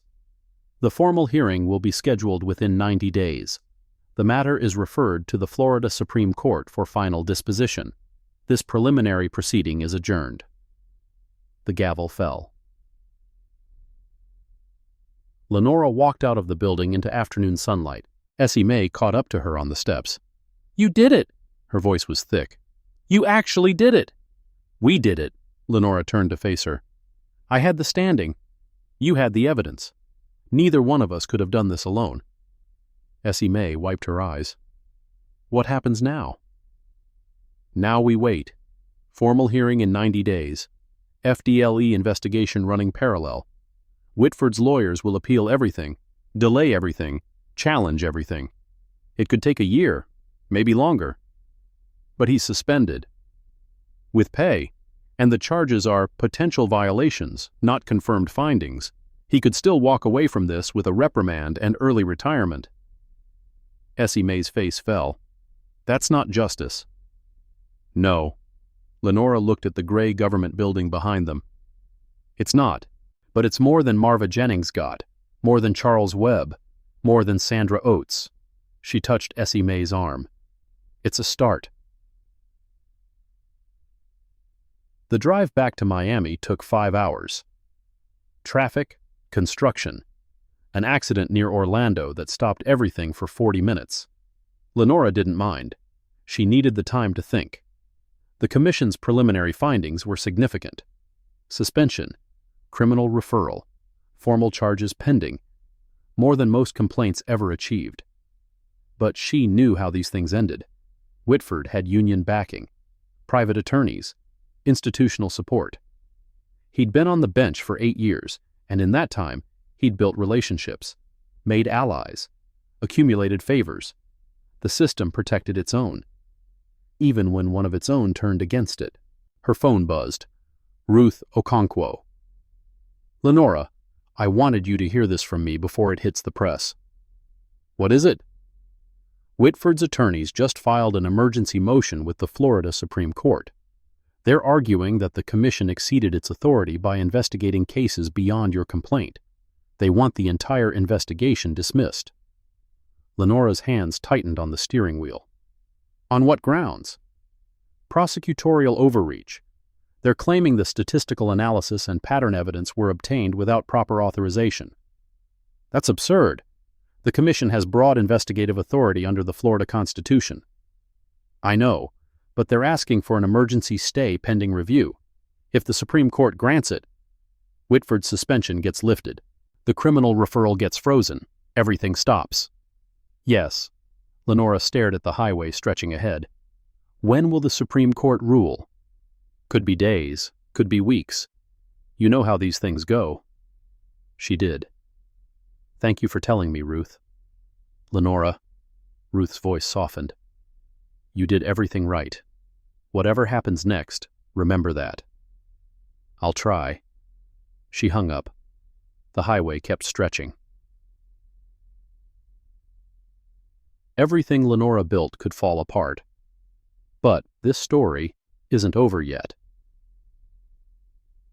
3 weeks passed. The Florida Supreme Court denied Whitford's emergency motion. 5-2. The majority opinion cited the Commission's constitutional mandate to investigate patterns of judicial misconduct, not just individual complaints. Whitford's suspension remained in place. The FDLE investigation continued, and then the other shoes started to drop. First, the Briarwood County Court Administrator resigned, citing personal reasons. No press conference, no explanation, just a 2-line announcement on the county website. Second, Deputy Wells Crenshaw was placed on administrative leave pending an internal affairs investigation. The sheriff's office declined to comment on the nature of the allegations. Third, Attorney Dorian Mercer received notice that the Florida Bar had opened an ethics investigation into his billing practices, not related to Lenora's case, but discovered during document review. Overbilling, double billing, charges for services never rendered, small cracks in a large wall, but cracks nonetheless. Chapter. Lenora drove to Briarwood on a Sunday in late June. Aunt Opal's bungalow looked the same as always. Azaleas blooming in the front yard, rocking chair on the porch, the smell of something baking drifting through the screen door. Child, you look tired. It's been a long few months, Auntie. Opal patted the chair beside her. Sit, rest, tell me. Lenora sat. The rocking chair creaked beneath her. Familiar sound. Familiar smell. Familiar woman. The commission issued preliminary findings. Whitford is suspended. There's going to be a formal hearing. And that man who wanted my house, the conservator? His attorney is under investigation by the bar. The petition has been withdrawn. The new magistrate dismissed the case last week. Opal was quiet for a moment. So it's over. Your case is over. The rest of it, Lenora shook her head. The rest might take years. Years, Opal snorted. At my age, years are a luxury. You've got plenty of years left. Maybe. Opal's hand found Lenora's. Squeezed. I told you not to fight for me. Told you to let it go. Since when have I ever listened to you? Never. Opal smiled. Just like your mama. They sat in silence, watching the azaleas, listening to the birds, feeling the breeze off the Gulf. Lenora. Yes? That judge, the one who laughed at you, what happens to him now? Lenora thought about the question. I don't know, she said finally. He might lose his position. He might just get a reprimand and early retirement. He might fight until the money runs out and then cut a deal. These things, they don't always end the way they should. But you tried. Yes. And other people like me, they'll know what he did. Yes. It's all public record now. Anyone can read it. Opal nodded slowly. Then you did what you could. That's all anyone can do. She squeezed Lenora's hand again. Now go inside and help me with that pie before it burns. Chol. The formal hearing was scheduled for September, but before it could take place, something else arrived. Lenora found it on her desk at the federal courthouse, a plain white envelope, no return address, her name handwritten on the front. This came for you. Her clerk, a young woman named Sarah, stood in the doorway. Hand-delivered this morning. I asked the front desk, but they don't have a record of who dropped it off. Thank you, Sarah. Lenora waited until she was alone to open it. Inside was a single sheet of paper. No signature. 3 words, typed in the center.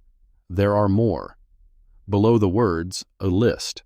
4 names, 4 case numbers, 4 years, 2020 CP 1147, Winston R. Davis, 2021 CP 0893, Dolores M. Hampton, 2022 CP 1456, Marcus T. Ellison, 2023 CP 0712, Beverly A. Stone. Lenora stared at the list. 4 more cases, 4 more people, 4 more chances the system had failed someone who couldn't fight back. She pulled up the Briarwood County court records on her computer, entered the first case number, Winston R. Davis, conservatorship matter, presiding magistrate, Drew Whitford, ruling, full conservatorship granted to professional guardian, ward deceased 6 months later. Second case number, Dolores M. Hampton, guardianship dispute, presiding magistrate, Drew Whitford, ruling, guardian removed, replaced by court-appointed administrator. Guardian filed complaint with JCC, complaint dismissed.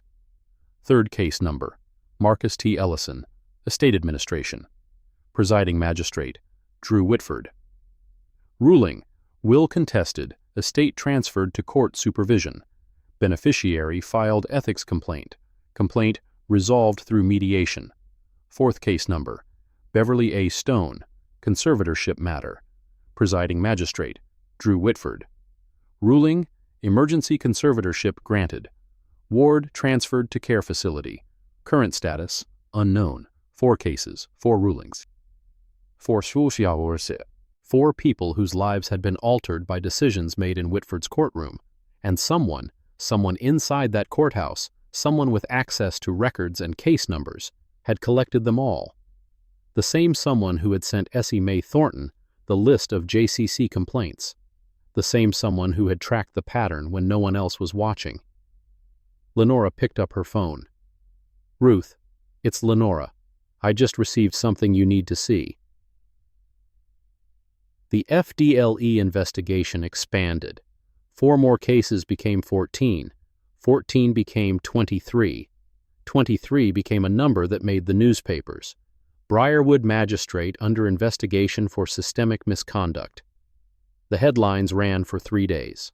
Then the story cycled out, replaced by other outrages, other scandals, other crimes. But the investigation continued. Whitford's attorneys filed motion after motion. Appeals. Challenges. Requests for reconsideration. every procedural tool in the book. The formal hearing was delayed, then delayed again, then delayed a third time. September became December. December became February. February became May, 1 full year since Lenora had walked into courtroom 3B in a linen dress. And finally, in late June, the Florida Supreme Court issued its ruling. Lenora read it in her chambers, alone. In the matter of judicial conduct complaint 2024 JCC 0892, the court finds as follows. The Florida Judicial Qualifications Commission conducted a thorough and comprehensive investigation into allegations of misconduct by Magistrate Drew T. Whitford. The evidence presented establishes, by clear and convincing standard, 1. That Magistrate Whitford engaged in a pattern of discriminatory treatment toward pro se litigants, in violation of Canon 3A3. 2. That court records under Magistrate Whitford's supervision were altered or falsified on multiple occasions, in violation of Canon 1 and Florida Statute 839.13. 3.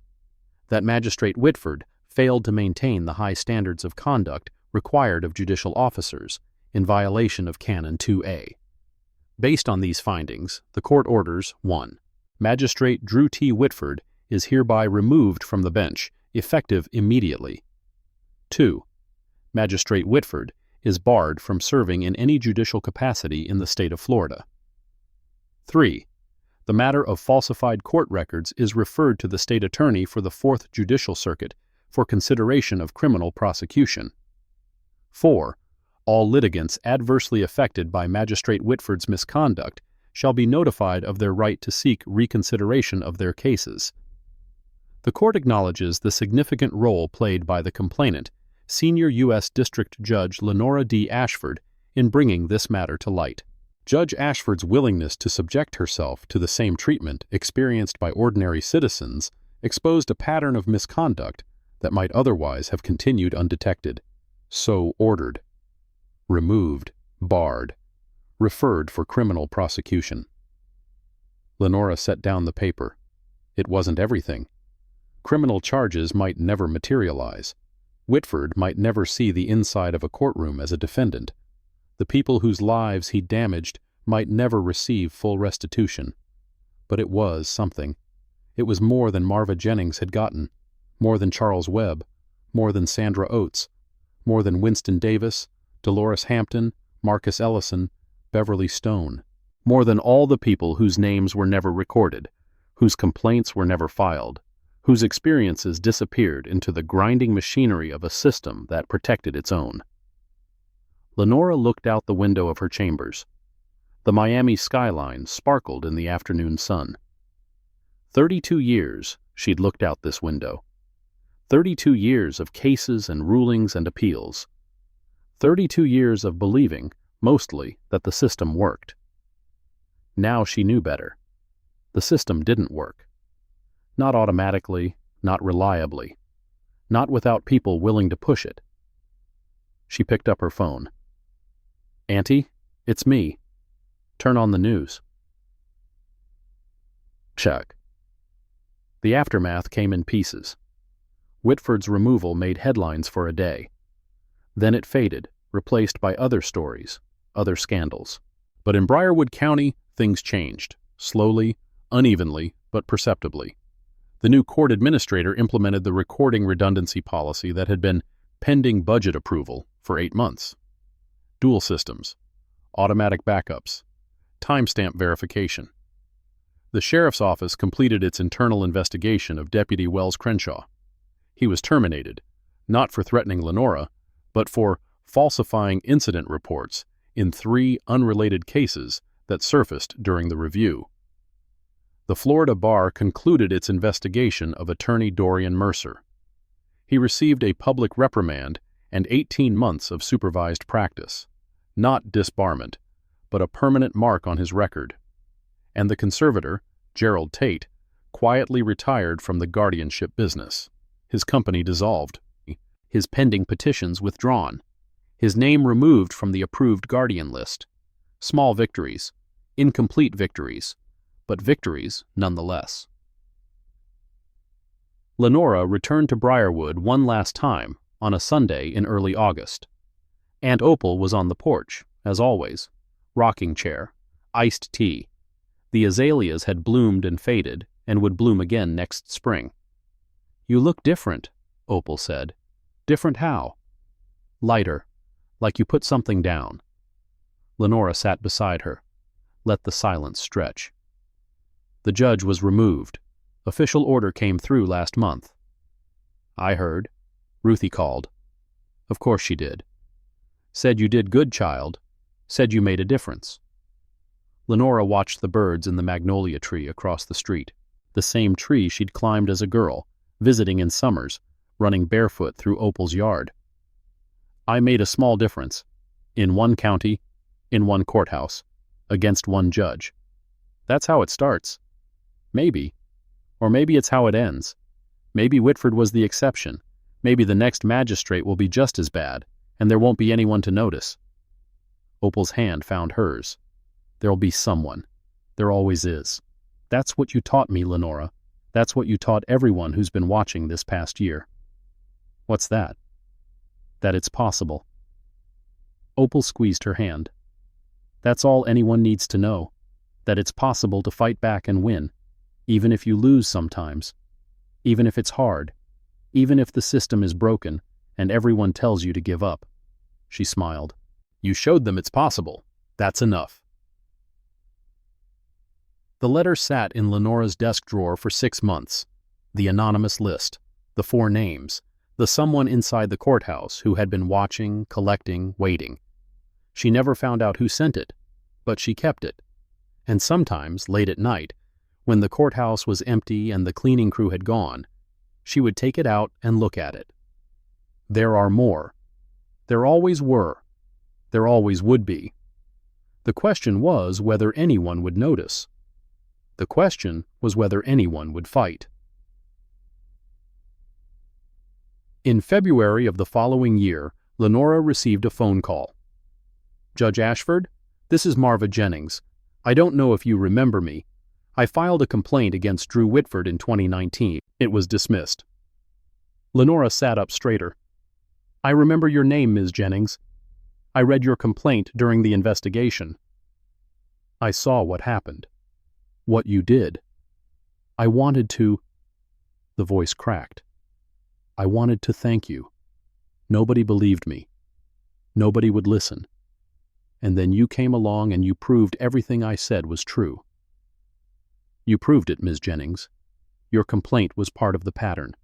Without your documentation, we couldn't have established—" "No." The voice was firm now. "I filed a piece of paper that got thrown in a drawer. You made them look at it. You made them see." Silence on the line. "I'm 83 years old, Judge Ashford. I don't have a lot of years left. But I wanted you to know. What you did mattered. To me. To my family. To everyone who ever walked into that courtroom and got told their words didn't count." Lenora's throat tightened. "Thank you for calling, Ms. Jennings. Thank you for fighting." The line went dead. Lenora sat in her chambers for a long time, phone still in her hand. Then she opened her desk drawer, took out the anonymous letter, read the 4 names again. She picked up her phone and dialed Ruth Okonkwo. "Ruth, I want to talk about reopening some old cases." "Sure." The work continued. Not quickly, not easily, not without setbacks and frustrations and moments when the wall seemed too high to climb. But it continued. One case at a time. One name at a time. One small crack in a large wall. And somewhere in a small bungalow in Briarwood County, an old woman still sat on her porch, still shelling peas, still in her own home. The azaleas would bloom again in spring, the birds would sing in the magnolia tree, and the letter in Lenora's desk drawer would keep waiting. There are more. There always were. 6 months after Drew Whitford's removal, someone set fire to Essie Mae Thornton's car. It happened at 3:17 a.m. on a Tuesday in February. The flames started in the engine compartment and spread to the cab within minutes. By the time the fire department arrived, there There was nothing left but a blackened skeleton of metal and melted rubber. The official report called it electrical malfunction. Essie May called Lenora at 7 a.m., her voice shaking. "They're sending a message." Lenora was already pulling on her jacket. "Where are you now?" "My sister's place in Jacksonville. I left last night after I saw the car. I knew—" Her voice broke. "I knew this wasn't an accident." "Did you see anyone? Any vehicles in the area?" "No, but Lenora—" Essie May paused. "There was something under my door when I came home yesterday. A note, typed, no signature." Lenora's blood went cold. "What did it say?" "3 words. Snitches get burned." If you haven't subscribed yet, now's the time. This story is about to take a dark turn. The Briarwood County Sheriff's Office declined to investigate the fire as arson. "No evidence of accelerants," the detective told Lenora over the phone. "Older vehicle, faulty wiring. These things happen." There was a threatening note delivered to Ms. Thornton's residence the same day. "Ma'am, I don't have any record of a note being reported." "I'm reporting it now." "Then you'll need to come in and file a formal complaint. We'll add it to the file." The detective's voice was flat, uninterested. The voice of a man who had already decided nothing would come of this. Lenora hung up. She knew that voice. She'd heard it 100 times in her career. From prosecutors who didn't want to pursue difficult cases, from investigators who'd already made up their minds, from bureaucrats who saw paperwork as the enemy rather than the path to justice. The system was closing ranks. Whitford was gone, but his friends remained. You see, the anonymous letter had listed 4 names: Winston R. Wallace, Dolores M. Hampton, Marcus T. Ellison, Beverly A. Stone. In the months since receiving it, Lenora had tracked down 3 of them. Winston Davis was dead, heart attack, 6 months after losing his home to a court-appointed conservator. His daughter, Janice, had spent 2 years trying to contest the conservatorship. Every motion denied, every appeal dismissed. By the time she found a lawyer willing to take the case pro bono, her father was gone, and the house had been sold. Dolores Hampton had moved to Georgia after losing custody of her grandchildren to a guardian appointed by Whitford's court. She refused to speak to Lenora on the phone. "I'm done with Florida courts," she said. "Done with all of it. Leave me alone." Marcus Ellison was in a nursing home in Ocala, his estate depleted by years of administrative fees charged by a court-appointed manager. When Lenora visited, he didn't recognize her, didn't recognize anyone. The staff said he had been like that for 2 years. The 4th name, Beverly Stone, was the one Lenora couldn't find. Court records showed an emergency conservatorship granted in 23. Beverly had been transferred to a care facility called Sunrise Gardens. But when Lenora called Sunrise Gardens, they had no record of anyone by that name. "Are you sure you have the right facility?" The court order specifically named Sunrise Gardens as the placement location. "Ma'am, I've been here 15 years. I know every resident. There's no Beverly Stone." Lenora checked the court order again, read it line by line. The address for Sunrise Gardens matched. The facility administrator's signature was there. The transfer date was clear. But Beverly Stone had never arrived, or she had arrived, and then disappeared. Lenora drove to Sunrise Gardens on a Saturday morning. The facility was nicer than she'd expected. A sprawling complex of low buildings surrounded by palm trees and manicured lawns. The kind of place that charged $8,000 a month and called itself assisted living instead of nursing home. The administrator was a thin woman in her 60s named Patricia Vaughn. She met Lenora in a conference room that smelled like air freshener and anxiety. "Judge Ashford, I have to say, your call surprised me. We don't usually get inquiries from federal judges. I'm not here in an official capacity, Ms. Vaughn. I'm looking into a case that may involve one of your former residents." "Former?" Lenora slid the court order across the table. "Beverly Stone. According to this document, she was transferred here on November 15th, 23, but your staff tells me she was never a resident." Vaughn examined the document. Her face didn't change, but something flickered in her eyes. "I see the problem." She set down the paper. "This signature isn't mine." "Excuse me?" "This signature..." Vaughn pointed to the administrator's line. That's not my handwriting, and I'm the only administrator this facility has had in 20 years. Lenora stared at her. Someone forged your signature on a court document. It would appear so. Vaughn's voice was carefully neutral. Judge Ashford, I think you should know you're not the first person to ask about this. What do you mean? About 6 months ago, a woman came here, said she was Beverly Stone's daughter, said she'd been trying to find her mother for over a year. The court told her Beverly was here. We told her Beverly had never been here. What happened? She filed a missing persons report.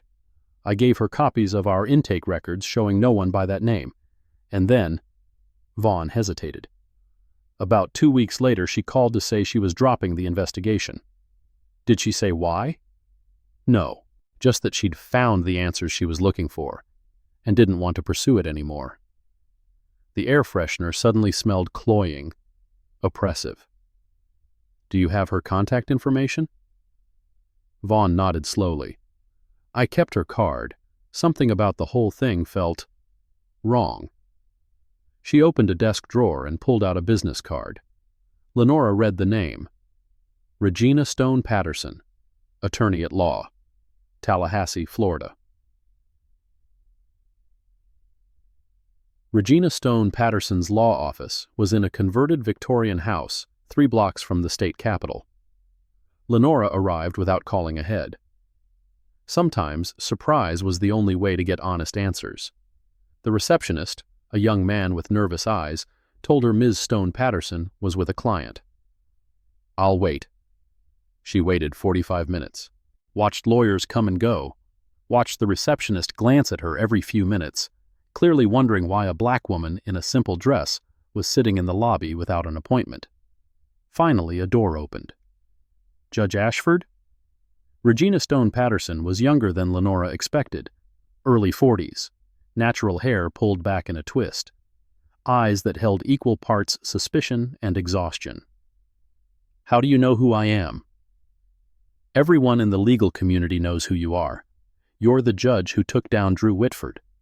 Regina's voice was flat. The question is, why you're in my office. I'm looking for your mother. Something shifted in Regina's face. A door closing. My mother passed away. When? 18 months ago. Is there something else I can help you with? Lenora didn't move. Miss Stone Patterson, I spoke with Patricia Vaughn at Sunrise Gardens this morning. She told me your mother was never a resident there, despite a court order placing her there. She also told me you filed a missing persons report and then dropped the investigation 2 weeks later. Regina's hand tightened on the doorframe. My mother was found. She had wandered away from her original care facility and was located by local authorities. It was a misunderstanding. The court order shows a transfer to Sunrise Gardens with a forged administrator's signature. Court records contain errors all the time. Your mother's case was presided over by Drew Whitford. Regina's face went pale. I think you should leave. Ms. Stone Patterson, I said leave. Her voice cracked.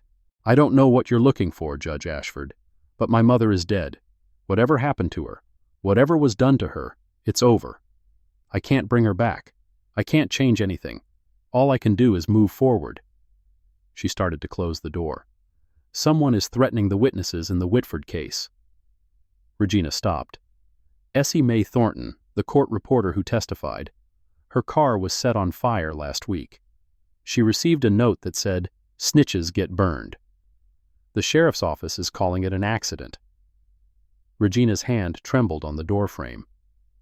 Why are you telling me this? Because I think you know something. Something that made you drop your investigation. Something that scared you into silence. Lenora stepped closer.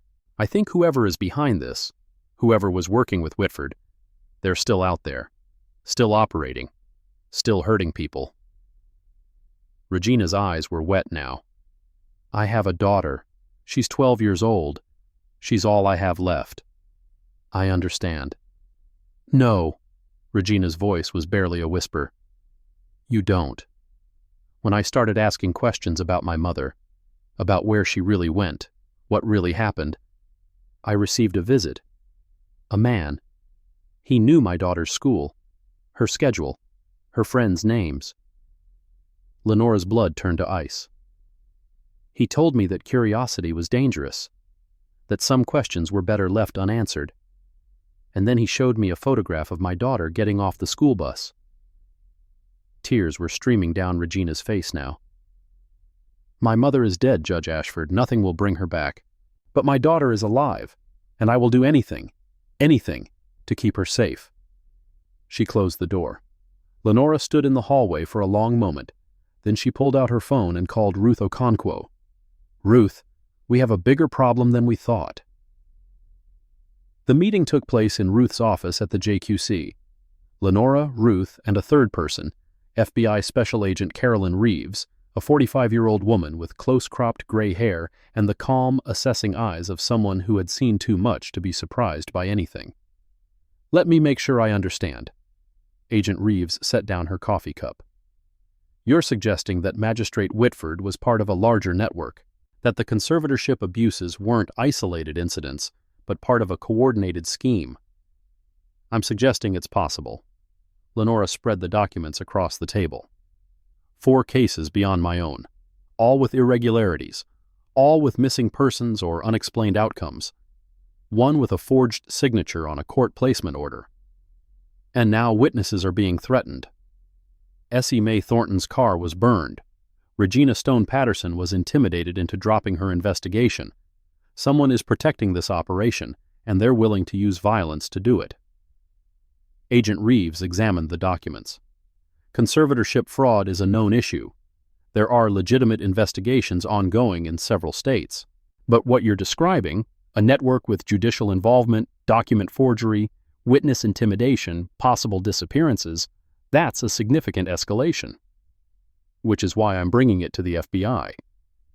You understand that if we open a federal investigation, it will take time, resources, and there's no guarantee of outcome. I understand. Reeves was quiet for a moment. There's something else you should know, Judge Ashford. Drew Whitford's criminal case, the referral from the JQC regarding falsified records, it's stalled. The state attorney's office has declined to prosecute. Lenora's heart sank. On what grounds? Insufficient evidence. The document alterations could be attributed to system errors or staff negligence. Without direct evidence of Whitford's personal involvement in the falsification, there were timestamps, login records, security footage, all of which Whitford's attorneys have challenged. The IT logs show his credentials were used, but they argue his account could have been compromised. The security footage shows no one entering his chambers, but they argue someone could have accessed his computer remotely. Reeves shook her head. It's not that the evidence doesn't exist. It's that there's enough reasonable doubt to make prosecution risky. So he walks. He's already walking. Removed from the bench, yes. Barred from judicial service, yes. But criminally? He's a free man. Lenora felt the familiar weight of disappointment. The same weight she'd carried for 32 years, every time the system failed to deliver the justice it promised. What about the larger network? That's where it gets interesting. Reeves pulled out her own folder. We've been tracking conservatorship fraud rings in 3 states: Florida, Texas, Arizona. The patterns are similar: vulnerable elderly individuals, court-appointed guardians with suspiciously high approval rates, assets that disappear into administrative fees. And you think these rings are connected? We think they share methodology, maybe personnel, maybe financing. She paused. Your cases, the ones linked to Whitford, they fit the pattern. If we can establish connections between Briarwood County and our existing investigations, we might be able to build a RICO case. RICO, Racketeer-Influenced and Corrupt Organizations Act, the nuclear option. What do you need from me? Access, information, and your patience. Reeves stood. This won't be quick, Judge Ashford. These investigations take years, but if there's a network operating across state lines, we will find it. And when we do, her eyes hardened, we'll take down everyone involved. The conspiracy runs deeper than anyone imagined. Stay with me. The truth is coming. 3 weeks after the FBI meeting, Lenora received another anonymous letter. Same plain white envelope, same handwritten address, same lack of return information. Inside, a single photograph. Beverly Stone, alive. The photo showed an elderly black woman in a wheelchair, sitting in what looked like a hospital room. Medical equipment surrounded her. An IV drip hung from a pole beside her bed. Her eyes were open but vacant, the empty stare of someone who had retreated deep inside themselves. On the back of the photograph, 2 words: Oakwood Facility. Lenora's hands shook as she turned the photo over again. Beverly Stone wasn't dead. She was being held somewhere, and someone wanted Lenora to find her. There was no Oakwood facility in Florida. Lenora searched every database she could access: state licensing records, Medicare provider lists, nursing home directories. Nothing. She expanded the search to neighboring states: Georgia, Alabama, South Carolina. Still nothing. Then she tried a different approach. She searched for Oakwood combined with facility combined with Florida in news archives. 1 hit. A small article from 2019 in the Briarwood County Gazette. County Commission approves zoning variance for Oakwood Medical Campus. The article described a proposed rehabilitation and long-term care facility to be built on a 40-acre parcel outside Briarwood. The developer was listed as Coastal Healthcare Holdings, LLC. The project had received unanimous approval from the County Commission. But when Lenora searched for Coastal Healthcare Holdings, she found nothing. No website, no business registration, no public records, a shell company. She searched the property records for the 40-acre parcel. The land had been purchased in 2018. Current owner, Coastal Healthcare Holdings, LLC. Property tax status, exempt under healthcare facility provisions. But there was no facility listed at that address in any state database. Either the facility had never been built, or it wasn't registered with the state. Lenora pulled up satellite imagery. The parcel was heavily wooded. Dense tree cover made it impossible to see what, if anything, was on the ground. But there was a road, a paved access road that wound through the trees to a clearing near the center of the property. Something was there. Something hidden. Lenora called Agent Reeves. I need you to look into a property in Briarwood County, 40 acres owned by a shell company called Coastal Healthcare Holdings. I think there's an unlicensed facility operating there. Operating for what purpose? Holding conservatorship wards who have been transferred from legitimate facilities. Beverly Stone, one of the names on my list, was supposedly placed at Sunrise Gardens but never arrived. I received an anonymous photograph showing her alive, with a note that said Oakwood Facility. I think Oakwood is whatever's on that property. Reeves was quiet for a moment. Judge Ashford, I need you to be careful. If there's an unlicensed facility holding vulnerable adults against their will, the people running it have already demonstrated they're willing to use violence. You're not a law enforcement officer. You don't have backup. You don't have authority to investigate. I have the authority of a concerned citizen. That won't stop a bullet. I'm not planning to confront anyone. I'm just asking you to look into it. Another pause. I'll make some calls, but Lenora, stay away from that property. If you're right about what's happening there, the last thing we need is a federal judge getting hurt. Or worse. I understand. She hung up. She understood. But understanding and obeying were different things. The drive to the property took 40 minutes. Lenora left her car at a gas station 2 miles away and walked the rest of the way through the woods. She wore dark clothes, hiking boots, and carried nothing but her phone and a small flashlight. It was 3 p.m. Broad daylight. She wasn't trying to sneak in, just trying to see what was there. The access road was gated, 8-foot chain link with barbed wire on top. No signage, no indication of what lay beyond. Through the trees, she could see a building. Low, institutional, painted beige. 3 stories. No windows on the first floor. A van was parked near the entrance. White. Unmarked.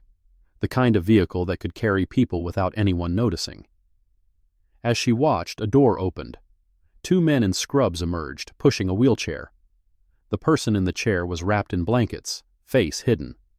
They loaded the wheelchair into the van, closed the doors. The van started.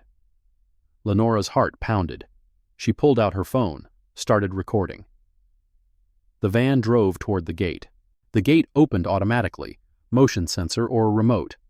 As the van passed, she caught a glimpse of the driver. Her blood froze.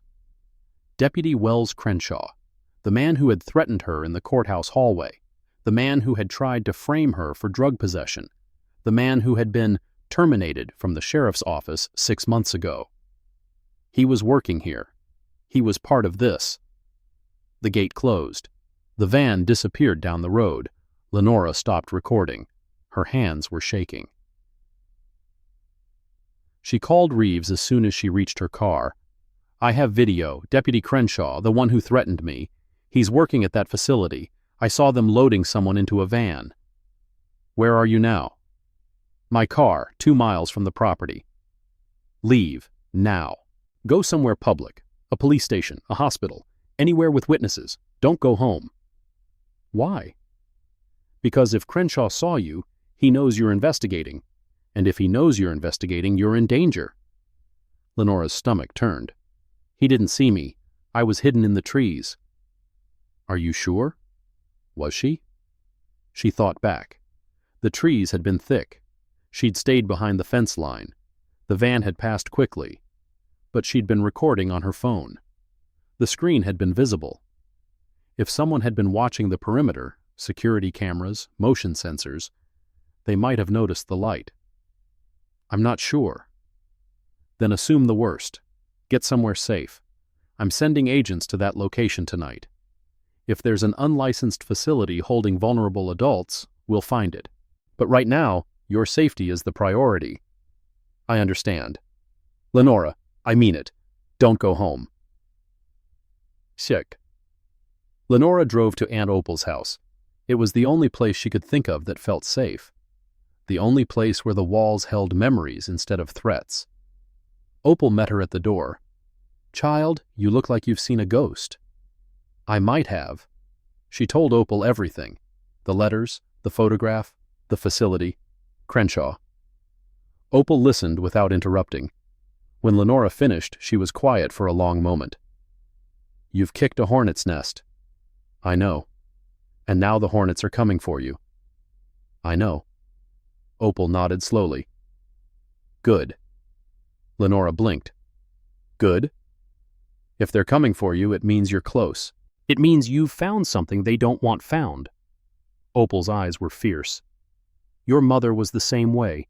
When she knew she was right, she didn't back down. Not for anyone. Not for anything. Mama wasn't fighting a criminal conspiracy. No, she was fighting something worse. She was fighting her own family when they told her a black girl from Briarwood couldn't become a lawyer, couldn't become a judge, couldn't be anything more than what the world expected her to be." Opal took Lenora's hands. "She proved them wrong, and so did you. And whatever's in those woods, whoever is hurting those people, you're going to prove them wrong too." The FBI raided the Oakwood facility at 2 a.m. Lenora watched the news coverage from Opal's living room. Federal agents descended on the property in the early morning hours, executing a search warrant as part of an ongoing investigation into healthcare fraud. The aerial footage showed vehicles with flashing lights surrounding the beige building, agents in tactical gear entering through multiple doors. Sources tell us that several individuals were found on the premises, all of whom appear to be elderly adults with various medical conditions. The individuals are being transported to local hospitals for evaluation. Lenora's phone buzzed. Agent Reeves. "We found them." "How many?" 17, all elderly, all with conservatorship orders in their files, orders that don't match any legitimate court records we can find. Several have been reported missing by family members. 2 have death certificates on file even though they're clearly alive. Lenora closed her eyes. "Beverly Stone? She's here. Alive. Barely. She's been heavily medicated for what appears to be months. We're transporting her to Tampa General for evaluation. And Crenshaw? We arrested him at the scene. He's not talking, but we found documents in the facility office that connect him to at least a dozen conservatorship cases. He wasn't just a security guard, Lenora. He was helping transport the victims from legitimate facilities to Oakwood. What about the people running the operation? Reeves hesitated. That's where it gets complicated. The facility manager, a man named Harold Beckwith, claims he was just following orders. Says he was hired by a company called Coastal Healthcare Holdings to oversee daily operations. He says he never met the actual owners. Everything was done through intermediaries. Shell company. Yes. We're tracing the corporate structure now, but it's layers deep. Offshore accounts, anonymous LLCs. This wasn't a local operation. It was organized crime. Lenora thought of the pattern analysis. The 90% adverse ruling rate, the forged documents, the disappeared people. How high does it go? We don't know yet, but Judge Ashford, Reeves's voice dropped. We found a ledger at the facility, payment records. Someone was paying Oakwood for each person they received. The amounts varied, anywhere from $10,000 to $50,000 per transfer. Someone was buying these people. In a manner of speaking, they were buying control of their assets. Once a person is in the system, once they're declared incapacitated and placed under conservatorship, their bank accounts, their property, their investments, everything can be accessed by the guardian. These facilities were warehousing the people while someone else drained their estates. The horror of it settled over Lenora like a weight. Drew Whitford approved the conservatorship orders.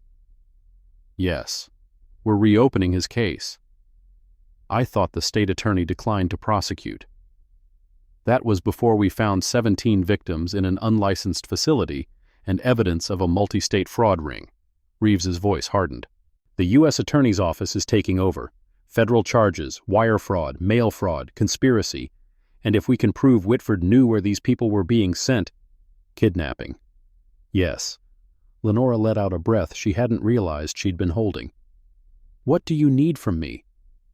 Your testimony, your documentation, everything you've gathered over the past year. Reeves paused. And your patience. This is going to be a long process, but we're going to get them, Lenora. All of them. They found the victims, but the masterminds are still out there. Subscribe now. The final confrontation is coming. The federal indictments came down 3 months later. Drew Whitford, charged with wire fraud, conspiracy to commit fraud, and deprivation of rights under color of law, 18 U.S.C. Sector 242, Wells Crenshaw, charged with kidnapping, conspiracy, and obstruction of justice. Gerald Tate, the conservator who had tried to take Aunt Opal's estate, charged with fraud, theft, and elder abuse. Harold Beckwith, the facility manager, charged with operating an unlicensed healthcare facility and conspiracy. And 2 others whose names Lenora didn't recognize, a former state social worker named Diane Howell, and a Briarwood County official named Marcus Vance. Marcus Vance. Lenora stared at the name. The court administrator. The one who had resigned 6 months ago, citing personal reasons. The one whose office had handled complaints against Whitford through mediation. The one who had access to court records, filing systems, docket entries. The one who could have changed timestamps, deleted documents, forged signatures. It had never been just Whitford. It had been the entire system. 2. The trial began in October, Federal Courthouse, Orlando. A circus of media attention and legal maneuvering. Lenora was called as a witness on the 3rd day. She walked into the courtroom in her judicial robes. Not because she was presiding, she had recused herself from anything connected to the case, but because she wanted Whitford to see her, wanted him to remember, wanted him to understand. The prosecutor, Assistant U.S. Attorney Dana Mitchell, led her through the testimony methodically. The hearing on March 5th, the laughter, the denied motions, the missing documents, the investigation, the pattern analysis, the anonymous letters, the photograph of Beverly Stone, the raid on Oakwood. Through it all, Whitford sat at the defense table, his face carefully blank. His attorneys had advised him not to show emotion. But when Lenora described the moment she'd revealed her identity at the JQC hearing, the moment she'd said, "I appointed him," something flickered in his eyes. Not regret, not shame, hatred, pure, undiluted hatred. Lenora met his gaze. She didn't look away. The defense cross-examination was brutal. Whitford's attorney, a high-priced specialist named Vincent Crane, spent 2 hours trying to paint Lenora as a vengeful judge who had entrapped his client. "Isn't it true, Judge Ashford, that you deliberately concealed your judicial status in order to provoke a confrontation with my client?" "No. I appeared as a private citizen because I was a private citizen in that matter." "But you could have identified yourself at any time." "I could have, but I wanted to see how Magistrate Whitford treated litigants who didn't have credentials." "So you admit you were testing him?" "I admit I was observing him. The behavior I observed was his choice, not mine." Crane tried another angle. "You testified that you voted for my client's appointment to the bench. Isn't it true that your complaint stems from embarrassment over that vote?" "No. My complaint stems from watching Magistrate Whitford laugh at a citizen in his courtroom, deny her due process, and preside over a system that falsified records and disappeared vulnerable people. Allegedly. 17 people were found in an unlicensed facility. 2 of them had death certificates on file while they were still breathing. That's not alleged, Mr. Crane. That's documented." Crane's jaw tightened. "No further questions." The trial lasted 6 weeks. Lenora wasn't present for all of it. She had her own docket to manage, her own cases to decide, but she followed the coverage closely. The evidence was overwhelming. Bank records showing payments from Coastal Healthcare Holdings to Whitford's personal accounts. Emails between Whitford and Marcus Vance discussing problem cases that needed to be handled. Testimony from former court staff who had been pressured to alter records, and the victims. One by one, they took the stand, or their families did, for those too incapacitated to speak. Beverly Stone's daughter testified about the 18 months she'd spent searching for her mother, about the threats, about the photograph she'd been shown of her own daughter. Winston Davis's daughter testified about watching her father lose everything, his home, his savings, his dignity, before dying alone in a facility that treated him like inventory. Marva Jennings testified about the complaint she'd filed in 2019, about being dismissed, about spending 4 years believing she'd imagined the discrimination, the misconduct, the injustice. "I thought I was crazy," she said, her voice breaking. "I thought maybe I was the problem. Maybe I didn't understand how courts worked. Maybe I was just an angry old black woman who couldn't accept that she'd lost." She looked at the jury. "But I wasn't crazy, and I wasn't the problem. He was." She pointed at Whitford. "He was the problem. And there were more like me, dozens, maybe hundreds, people who trusted the system, people who believed that a judge would treat them fairly, people who had no idea that the person deciding their fate had already decided they didn't matter." The courtroom was silent. "I'm 84 years old," Marva continued. "I don't have a lot of time left, but I wanted to come here today to say one thing. I mattered. My father's estate mattered, my voice mattered, and no one, no judge, no attorney, no deputy with a badge had the right to take that away from me." She turned to Lenora, who sat in the gallery. "Thank you," she said, "for believing us, for fighting for us, for not giving up." Lenora's eyes were wet. She nodded. The verdict came on a Friday afternoon in December. Guilty, all counts. Drew Whitford, guilty of wire fraud, conspiracy, and deprivation of rights under color of law. Wells Crenshaw, guilty of kidnapping, conspiracy, and obstruction of justice. Gerald Tate, guilty of fraud, theft, and elder abuse. Harold Beckwith, guilty of conspiracy and operating an unlicensed facility. Marcus Vance, guilty of conspiracy, falsifying records, and obstruction. Diane Howell, guilty of conspiracy and fraud.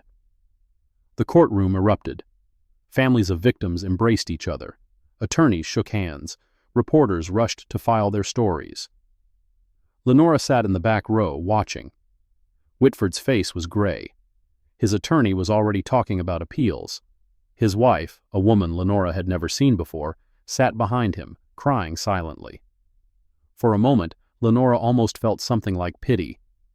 Then she thought of Beverly Stone, found in a wheelchair in a hidden facility, so drugged she didn't know her own name. She thought of Winston Davis, dead 6 months after losing his home. She thought of all the people whose names would never be known, whose complaints had been dismissed, whose voices had been silenced. The pity evaporated. Sentencing came 3 months later. Drew Whitford, 22 years federal prison. Wells Crenshaw, 18 years. Gerald Tate, 15 years. Marcus Vance, 12 years. Harold Beckwith, 8 years. Diane Howell, 6 years. Not enough. Not nearly enough. But something. Lenora visited Beverly Stone in the hospital 2 weeks after sentencing. The woman was fragile, 83 years old, recovering from months of sedation and neglect, but her eyes were clear now, alert, present. Judge Ashford, Beverly's voice was thin but steady. My daughter told me what you did, how you found me. I had help, a lot of help.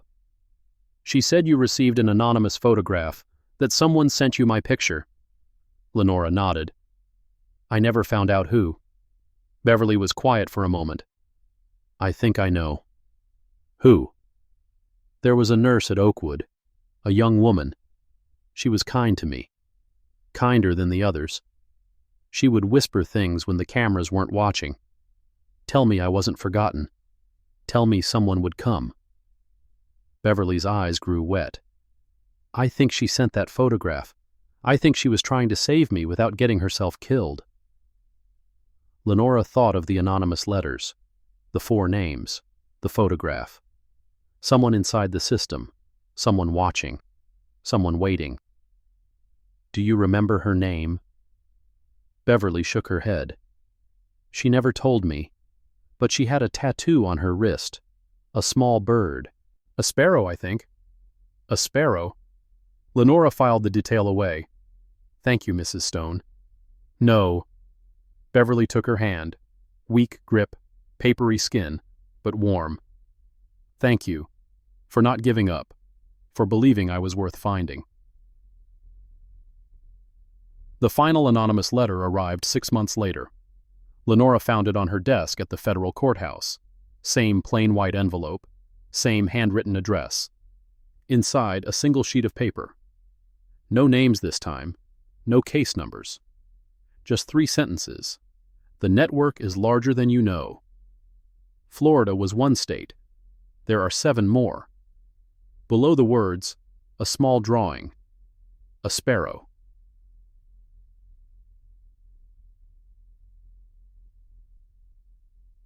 Lenora stood at her office window, looking out at the Miami skyline. 7 more states. 7 more systems.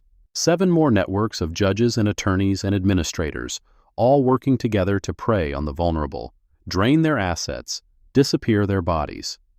She thought of Aunt Opal, still in her bungalow, still shelling peas on the porch. She thought of Marva Jennings, 84 years old, standing in a federal courtroom and saying, I mattered.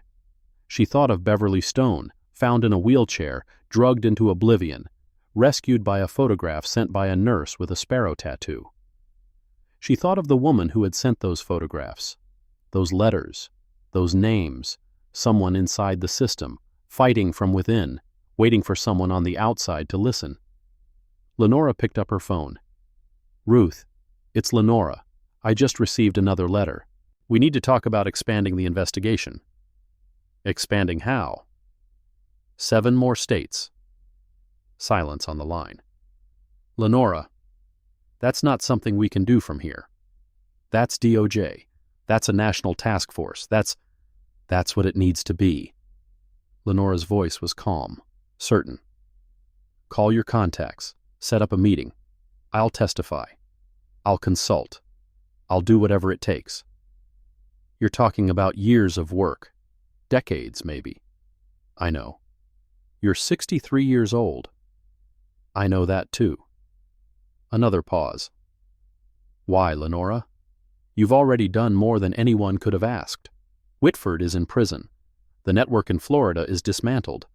You could retire tomorrow with a clear conscience. Lenora looked at the letter in her hand. The network is larger than you know. Because there are more, she said quietly. There always are, and someone has to fight for them. Ruth was silent for a long moment. I'll make some calls. Thank you. Lenora hung up. She folded the letter carefully, placed it in her desk drawer with the others. Then she turned back to the window. The sun was setting over Miami. Orange and gold and purple painted across the sky like a promise. Tomorrow, the work would continue. In a small bungalow in Briarwood County, an old woman sat on her porch. Azaleas blooming in the front yard. Rocking chair creaking softly. Iced tea sweating in the summer heat. Opal Ashford watched the sunset and thought about her niece. The girl who had run barefoot through her yard 30 years ago. The woman who had become a judge 20 years ago. The warrior who had taken on a system designed to break her and won. She picked up her phone, dialed a number she knew by heart. Lenora, it's me. Just calling to say I love you, and I'm proud of you, and whatever comes next. She smiled. You give them hell. She hung up. The birds sang in the magnolia tree. The sun continued its slow descent. And somewhere in a federal building in Tallahassee, phones were ringing. Meetings were being scheduled. Files were being opened. The fight was just beginning.